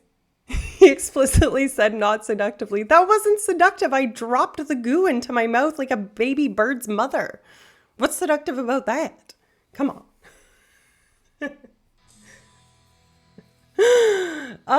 Philippe 1343 just followed. It was probably for the goo dangle, wasn't it? Thank you for the follow. Welcome. That was hot AF. I'm dumping my book exception. What's the little hand there? Oh, hold on. It's just my cursor was on top of something and I thought it was an emote. 69! 69 followers. We did it. And this guy's name is 69 as a result. Little chefy rat boy. Rat. Yeah, Pog, I guess. I forget about what Pog means. Pog means cool, funny, good, win, something like that, right? I forget. You guys told me last time. Someone told me last time, but yeah. Woohoo. Oh my God, my favorite number. What are the odds? What are the odds? Nice. That's amazing. I gave us a month to meet that because, yeah, and now look at this, 69 followers. Wow. All the above. Let's go. Play of the game. Play of the game? I don't get it. Oh, play of the game. That's what POG stands for. I like that you had an actual answer because people have been like describing like what it like has meaning wise, but that's like the literal ass meaning. Play of the game. Thank you for that intel. I appreciate that immensely. So yeah. Moral of the goo story is don't make goo with mint tea. Just make it with yogurt and it's really delicious. Especially if you put like berries and a bit of granola for some crunch. I like yogurt. I like yogurt a lot. Anyways, should we circle back to some actual science that's not goo related? Should we cleanse the goo from our palate? Literally and figuratively. I wonder if I have like goo particles. I finally found someone who has read the fourth book. No, wait one sec. Okay. I'm waiting. I will wait right now. You want to know what I'm going to do that I haven't done all stream? That's usually something that I do. One question to rule them all. Tell me what the question is. What I usually do on stream about 1,000 times is go, where's my lip balm? And I usually have to go get my lip balm, and I haven't applied lip balm all stream. So here we go. Fuck yeah. Love good lip balm. If y'all are looking for the OG, Carmex. That's what's up. So good. What did you think of how Aragon used empathy to kill Gabatorix? It's a little bit... I do not want to champion this person, but J.K. Rowling kind of set that up for a redemption kind of like ability. They were like, when they talked about how to conquer Voldemort and how he could ever like come back kind of thing, and it would be to experience remorse. I don't know. It's a little bit, I don't want to say predictable, but it's like, it felt like a tiny bit of a cop-out for me. I think it's also kind of cool a little bit. Like, it's got a good message, especially because it's a young adult novel kind of thing. Like, empathy is something that it's great to have that be a subtext. So I'm of two minds about it. But I was kind of like, I don't know. I read it as an adult, right? Like a full-blown adult that, you know, I don't know. It made me feel like, could have been done better. I heard that only kids and psychopaths are sober on Friday. Is that true? Well, I'm sober. And so is Risto, I think. Right? It was Risto. You said you were sober. Sorry, I'm like bad at remembering who said what. I agree, but I loved how he channeled magic through it as well. Same here. I'm sober. Yeah. I mean, to each their own. Shoba Jesus, who hasn't been to the stream in a while, but used to be kind of like a semi-regular, rolled in at like 4 a.m. because the guy lives in Germany, and he's like, I'm tossed. And I was like, sweet, you do you, man.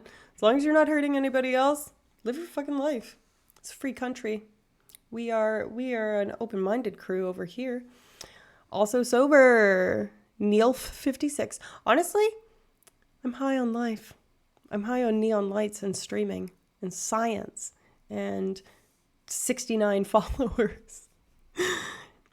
But also sometimes it's fun to let loose a little bit, you know, like as long as it's not harmful for you or others. Neilf with the founder badge. Aye. Yeah, way to go. I went to the bathroom. Not sober. It's the way she goes, man. Sober. Oh, my neck just cracked so loud. Did you guys hear that? Jesus Christ. I need to go to a chiropractor or a massage therapist, and I do not have the money for either of those things. Ugh. My spine. You guys heard it? That was bananas, right? Oh my God. It didn't really feel great. I'm not going to lie. I kind of didn't like it. Man, I wish a chiropractor would work on me. Yeah, I used to not believe in chiropractors, and then I was like having a 3-day migraine. This is years ago, and I had tried fucking everything. I had tried Imitrex, all of my usual go-tos, and I was just like dying. And then the guy I was dating at the time was like, just fucking go to a chiropractor. And I was just like, I'm desperate. And instantly better. It came back. And he's, because I have scoliosis, apparently. Take an x-ray and pretty much tell me they can't help me. Yeah, well, I mean, if you have like 75 plates in your back, that makes fucking sense. But anyways, I should just be doing more stretching. It's funny, I was rolling out my hip flexors earlier on a tennis ball, and Hoon was like, hello, that's my tennis ball? What the fuck? And tried to like dig it out from under me. It was funny. You guys ever tried those foam rollers? I got one of them foam rollers, buddy. I actually have a really cool, like, weird foam roller. I don't have it in here. I think it's in the other room. I usually have it in here, actually. But it's got a bunch of, like, grooves on it. And the last year of my life has been a foam roller. Literally or figuratively? Like, you've been using a foam roller a lot in the last year of your life? Or were you being like, my life is a giant foam roller? You know? What did we mean there? Let's dig a little deeper. How do you feel about that? Anyways, I quite like my foam roller, but I don't use it as much as I should probably. I probably don't stretch as much as I should. I used to be so flexible, and now I'm like crotchety and old and stuff like that. But that's okay. My life is spongy. You know what? I think that's kind of a good thing, though. Being a sponge, an informational sponge, you know? There's worse things in life. I feel that on a profound level. You know what? I don't know if you guys are meaning that as a negative or a positive, but I'm feeling pretty positive about the sponge life. You guys are pretty anti-goo. Are you also anti-sponge?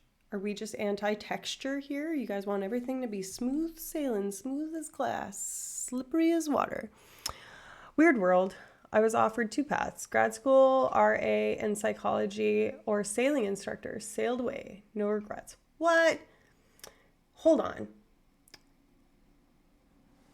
What kind of psychology research did you do? That's cool. I mean, good for you for sailing. I'm terrified of boats and water and stuff like that. Listen, my brain is smooth. I bet you that thing's wrinkly as fuck. I am anti-goo but pro-slippery. I can't comprehend otherwise. Remember Titanic? Yeah, legit. Remember Titanic? Boats? Fucking sketchy. I'm actually man, see, my neck just cracked again. I think like I move it a certain way and it's just like clink, wrinkly as fuck. Me? Hi, Dougie-licious. Welcome back. We're at 69 followers and we have now named this rat 69. So what up? Anyways, no, we're talking about 35 going on 65 said they have a smooth brain. And I said, I bet you that bitch is wrinkly as fuck. Because there's lots of folds in the old brain. I really love learning. Due to things that happened in my childhood I don't want to talk about, I've learned that knowledge is power and learning is the best way to overcome a lot of things. Yeah. Preach. A good match for 60. Yeah. So, Layla, we did a poll actually. Someone suggested Steve, Mousy McRatface, and Mick XU, thank you for the follow. Welcome to the crew. Welcome to the sewer. Are we going to call it the sewer? We're all just a bunch of rats here in the sewer. Sorry for breaking the sweet 69. You know what? Apology accepted. Welcome. Follow. You know, all that kind of stuff. The sewer. Yes. Fuck off, LMAO. Listen, I like the sewer. Teenage Mutant Ninja Turtles live in the sewer. Rats live in the sewer. The sewer's where a whole bunch of other cool stuff happens. Sometimes there's crocodiles down there, according to urban legends. That's where, who else hangs out? Bane from Batman. He was hanging out in the sewers, right? And I mean, this is probably a little insight into the broken part of my brain, but boy, oh boy, Bane was fucking hot. Bane could get it. I mean, I know that he's like a terrible person, but you know what? Lots of bacteria. There is lots of bacteria, but you know what? Bacteria is fine. You just gotta like not shove it in your mouth or various other mucous membranes / holes in your body. You know? But like, I mean, there is bacteria in lots of those places, all of those places actually. You just gotta keep the bacterial balance appropriate. That's the most vanilla opinion ever. Shut the front door. Vanilla opinion. Really? Tom Hardy. Yeah, I love Tom Hardy. He's great. Liking Bane is a vanilla opinion. People have told me that that's like Bane. Like people are attracted to Batman. Obviously, I'm also attracted to Batman. Colony of sewer dwellers under Las Vegas. Is that true? That's cool if that's true. The chat really woke up tonight. Well, yeah, because Science came in with a bunch of hangers on and sent a bunch of people my way so kindly that, yeah, we've got a bunch of new folks. We had a hype train, my first hype train. Yeah, really cool. Really, really cool. It's been a very, very fun night. The last 2 Fridays have been amazing. All of the vulgar sciences are amazing. I thought it would be fun to stream. I didn't think it would be this fun. I really didn't. Like, I cannot help but smile and enjoy myself, genuinely. TwitchCon, so down. I actually already have reservations. Dougie-licious, you went to TwitchCon, right? Where is it this year? Is it always in San Diego, or do they have multiple cons, or what? This is the latest I've been up on a Friday in a while. Hold on, you're 3 hours earlier than me. That's not even late. You don't stay up past 8 p.m.? I did. Vegas this year. It's in Vegas this year. I'm booked. In the future, yes. Cool. Cool. Yeah, the Vegas Convention Center is pretty big, I guess, hey? They hold lots of conventions there. I don't really like Vegas. Maybe that's a vanilla opinion. Mick, you gonna judge my opinions? Tell me if that's a vanilla opinion, but I don't really like Vegas.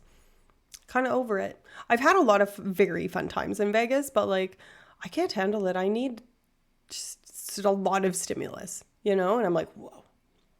I judged it, yes. I'm going on 65, lol. No need to ask. I don't drink or gamble. I mean, good for you, man.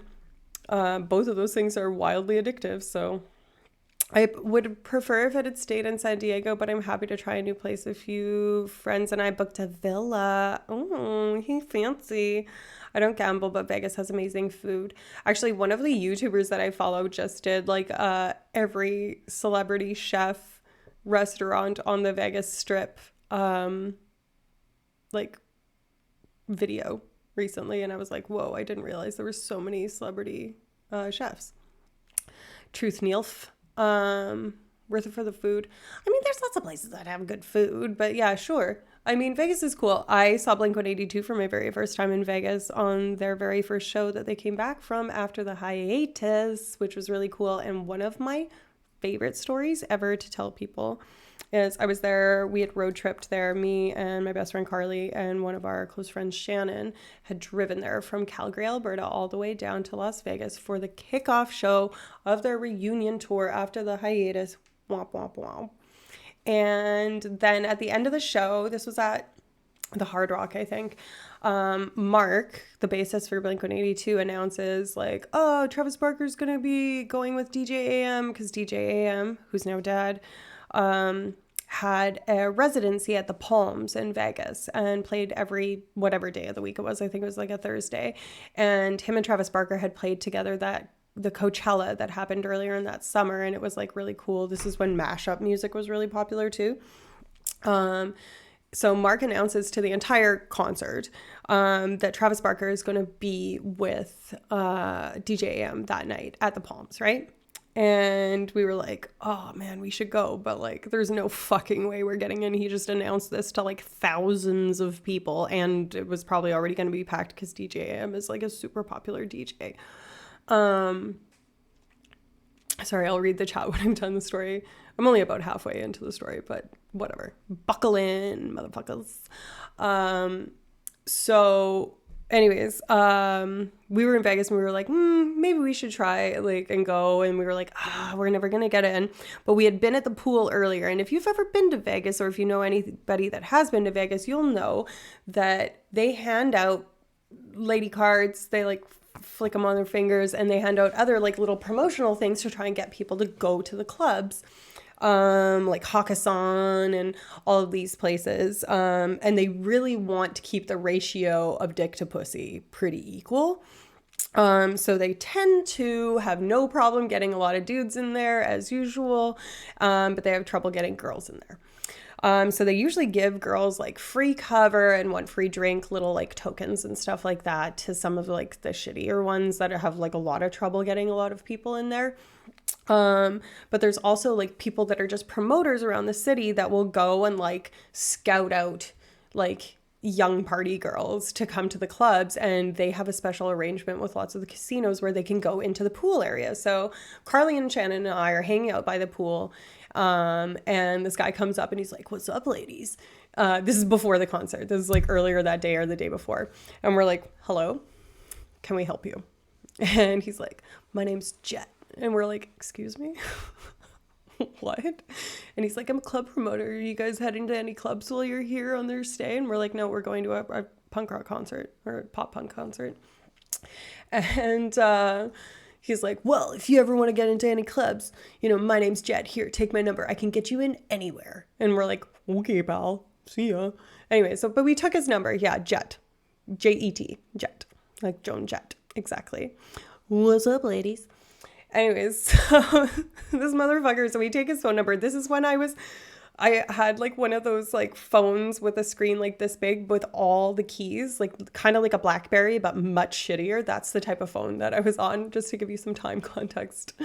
So I took his number, and then we went to the concert, and Mark announces that this is happening, and we were like, we really want to go. And we're like, worst case scenario, we're going to be in the same position we're in now. So we messaged this jet guy, and we are like, could you get us into the Palms? I can't remember what the club's name was, but it was the main club in the Palms. And he's like, yeah, absolutely. Just go in and go to this part of the casino in this corner that's by the entrance and tell them you're with me. And I'm like, still pretty sus at this point, and the Palms is off the main strip, so it's like quite a haul to go there. So we were like, we have nothing better to do, why the fuck not? So we go and we go there, and we go to the place that he said, and we're like, we're with Jet. And of course we looked pretty young, so they ID us and stuff like that, and they give us a little wristband, and we're like, okay. We go over to the entrance to the club, and there's like hundreds of people there, like so many people, and we're like, fuck, we're never going to get in here. Wristbands, it's probably just so that they can check to make sure that we're 21 and everyone has a wristband. But we were looking around, no one else had wristbands. So we kind of like elbow our way up to the front, and there's like the guy with the velvet rope and the curly ear thing. And we're like, and point out our wristbands. They unclip the velvet rope to let us in front of this like giant crowd of people. And we roll in right at the beginning. They played their entire Coachella set from that year. I think it was 2012. And, we walk in, there's like celebrities everywhere, and like Carly knows a lot about celebrities, my best friend that I was with. So she's like, that's that person. I was like, I don't know who those people are, but this is really cool. And we were like, I don't know, maybe 10 feet away as they played this show. And it ended up being the last time they ever played together, because later that year, DJ AM died. And it was also the same year that Travis Barker had the little plane fire thing. So that's the story that I have of a really great time in Vegas. And it's really hard to top. So every other time that I've gone to Vegas has been really fun, but will never be that fun again, probably. So yeah, I missed so much chat action. Holy. What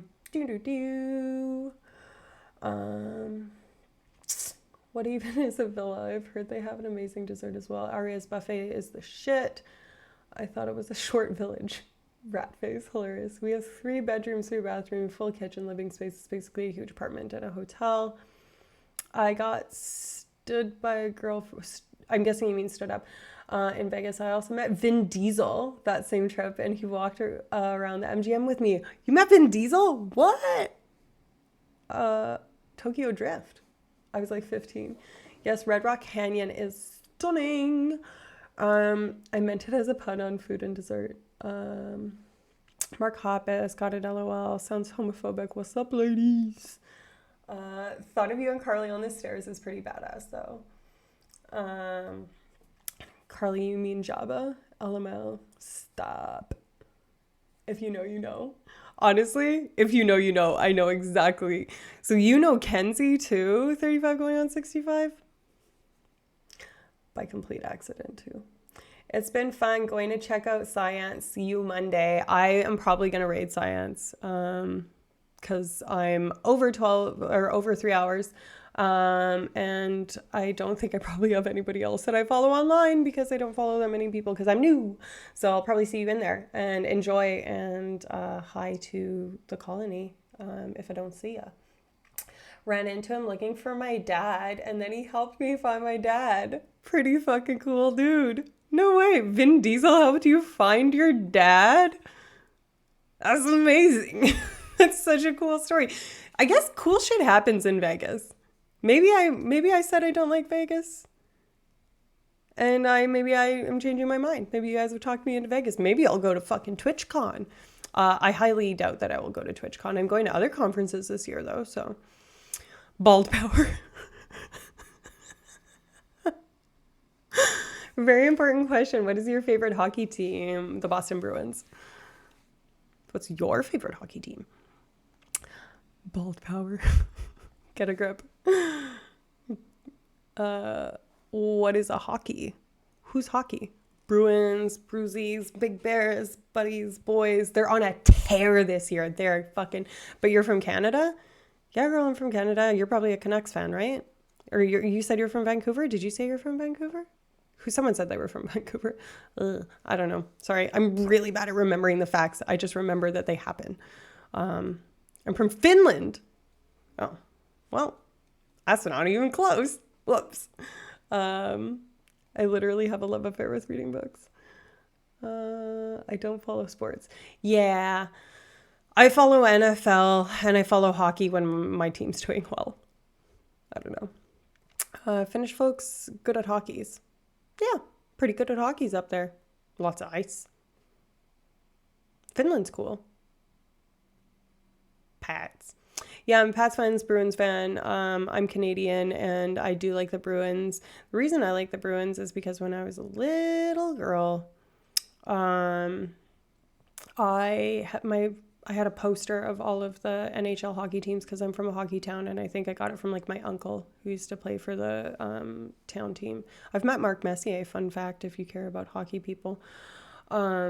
Anyways, and it had all of the old logos on it because this was quite a long time ago. And when I was a little kid, I just really liked the little bear that was the Bruins back then. And I, just kind of adhered to that. And also it was a little bit of like people in Alberta really, really, really love either the Oilers or the Flames. And for the love of God, it's so annoying. They're like, oh, the Oilers champions, Wayne Gretzky, blah. And they're like super annoying sports bros about it. And I'm like, relax. And then people in Calgary are like, Jerome McGinley, Iggy, blah, blah. And like everyone just shits their pants about it. And I'm like, relax. It's just sports. Like I do like sports, but it's just sports. It's entertainment. Like relax. It's fine. Anyways. Oilers fans are built different. And I'm like, you know what? If it has something to do with your like family heritage and whatever, like whatever brings you joy, but like don't shit on other people over it. And like sports really shouldn't ruin your day. Maybe your day, but like you shouldn't drive your entire life. Like people will have like salt and pepper shakers with their favorite team on it. And I'm like, you need to chill. Get a personality, perhaps, if you will. If you're interested, dial 1-800-GET-A-FUCKING-personality.co.uk. I like when the Flames had that horse on their jersey. Yeah, that was cool, right? That was very on brand. They play in the Saddle Dome. Everything's like rodeo yeehaw themed. Oilers fans are built different. Unpopular sports fan here. I'm a UFC fan. Barfaroni. I fucking hate UFC. But good for you. If you like it, you like it. Go on with your bad self. Yeah, watching people kind of roll around on the floor with each other. I know that there's artistry to it, and there's like things like I went on a date with this guy that's a jiu-jitsu dude, who I've known for quite a while actually, and he's told me a whole bunch of stuff about like what it's actually like.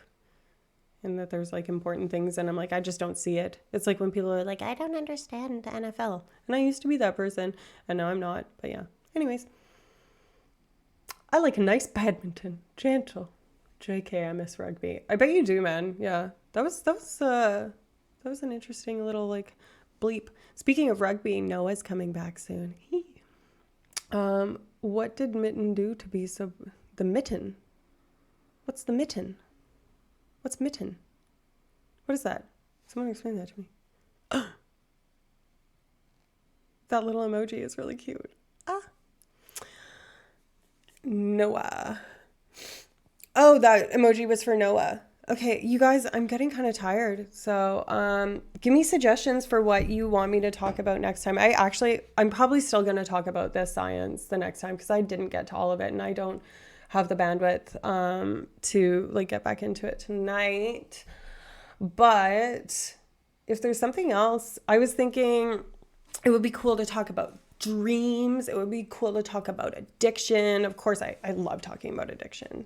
Read your notes next time. Listen, my notes were like, they're not great. And I made Northern Lights was one of my notes. So I'd love to talk dreams with you. That sounded so, I'd love to talk dreams with you. What's your sign? What's your star sign? It's like that kind of thing. Anyways, dreams I think would be cool. And there's like not a lot of like really hard science about it. I was just about to say addiction. Cool. Well, y'all know I love talking about addiction. It seems like that might be something that would be topical for people. I bet addiction is the most needed talk. Ooh, yeet. Yeah, you might be right. Certainly, I am always down to talk about that. And it's honestly, it could fill 12 hours worth of talking. I could talk about just cocaine addiction or just nicotine addiction or just food addiction, whatever you want. Yes, Dougulicious, I am very well studied on it. I did my master's and my undergraduate honors thesis in addiction neuroscience. So yeah, I would be what I would call an expert on that. Though there are people with far more expertise than I have. You know, I'm still an expert. I wrote a book chapter on it if you guys are feeling zesty and you want to Google that. I wrote a book chapter on the various theories of addiction for like an informed but not expert audience.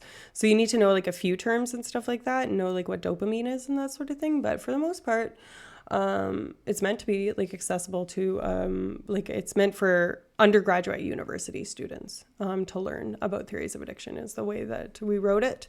And it's one of my proudest pieces of literature that's published, at least. I have several other things that I've written that I'm more proud of that are not out there for the world to see. Do I have a link to it?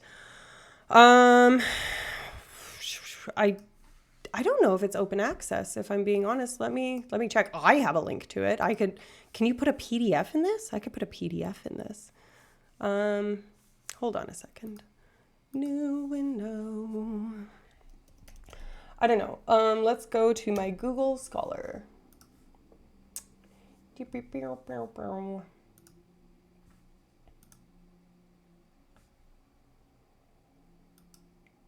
Can I drop the DOI? Would that work?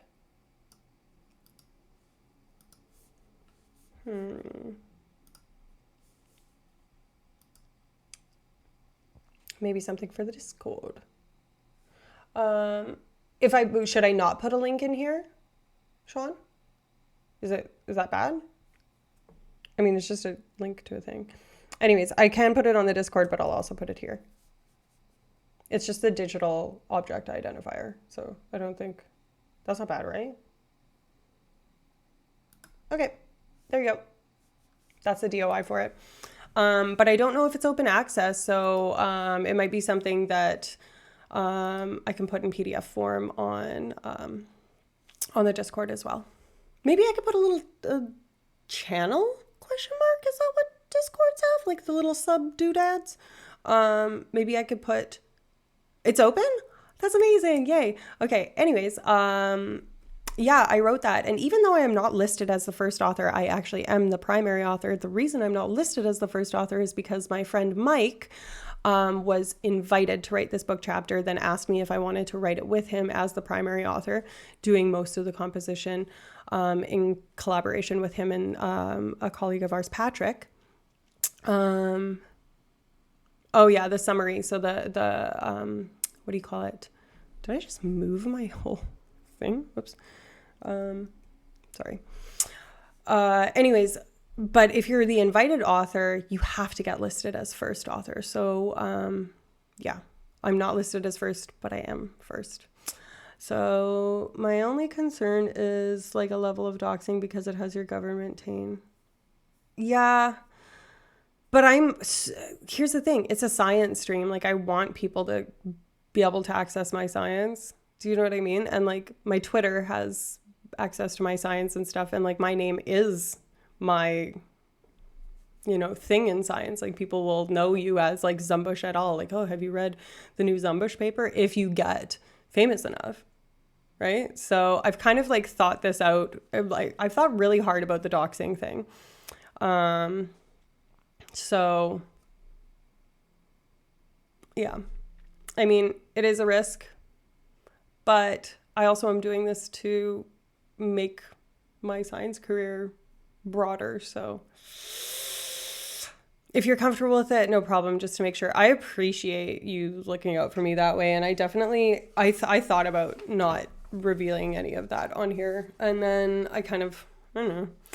Here's the other thing. It's pretty fucking easy to find out even if I don't plug my own research, which I'm happy to do, kind of thing. Some people on Twitch can be nasty. Absolutely. I had some dude come in last time and like say like, hey, I sent you a DM, and he asked if I would do like a phone call with him for money, or like not a phone call, whatever. Anyways, which I'm sure some people do, and no shade, you know, if people do take those opportunities and stuff like that, but not for this girl. In any event, yeah, he got real banned real quick. Yeah. Which is, I don't know, it's too bad that, like, some things, like, I know we were talking about spicy topics, but ugh.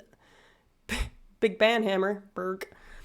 Okay, so should we go and raid someone? Should we raid science?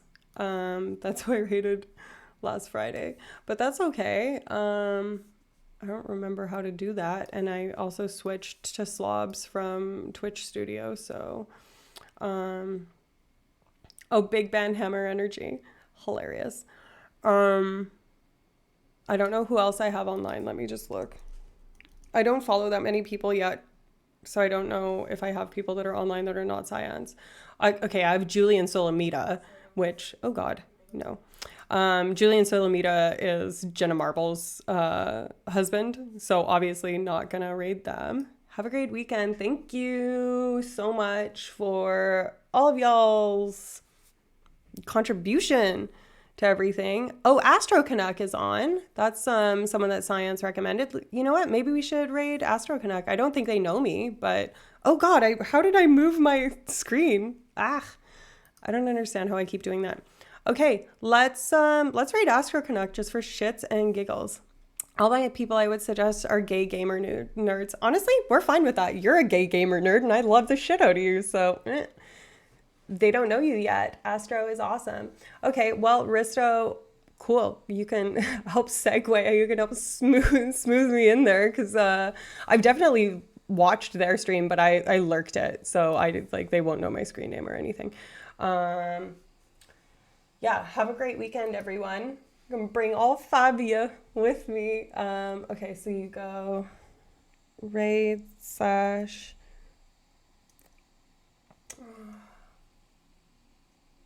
channel. Hold on. I'm not very fast at this, so. Sewer gang raid, yeah. It's all shits and giggles till someone giggles and shits. It's true. It's just Astro Canuck. Cool. Astro Canuck. Is it case sensitive? Do I just press enter? I've only done this once before, and it was very stressful but very exciting. So. I think I spelled it right. Should it be popping up? Like, should it be like, you know, when you try and tag someone on Instagram and it like gets who you're talking about? Coming up from the sewer. All right, I'm just going to click enter and hope that this is right. The raid has been created. Sewer gang raid. 5 viewers are ready to raid Astro Connect in 6 seconds. Cool, there it is. Okay. How do I do it, though? Am I doing it?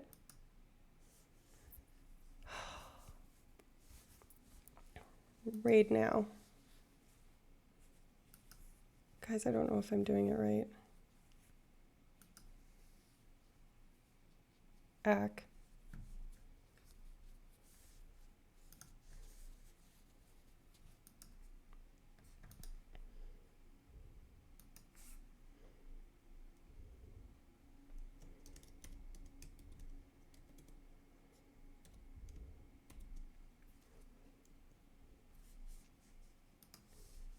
Oh God, it's muted.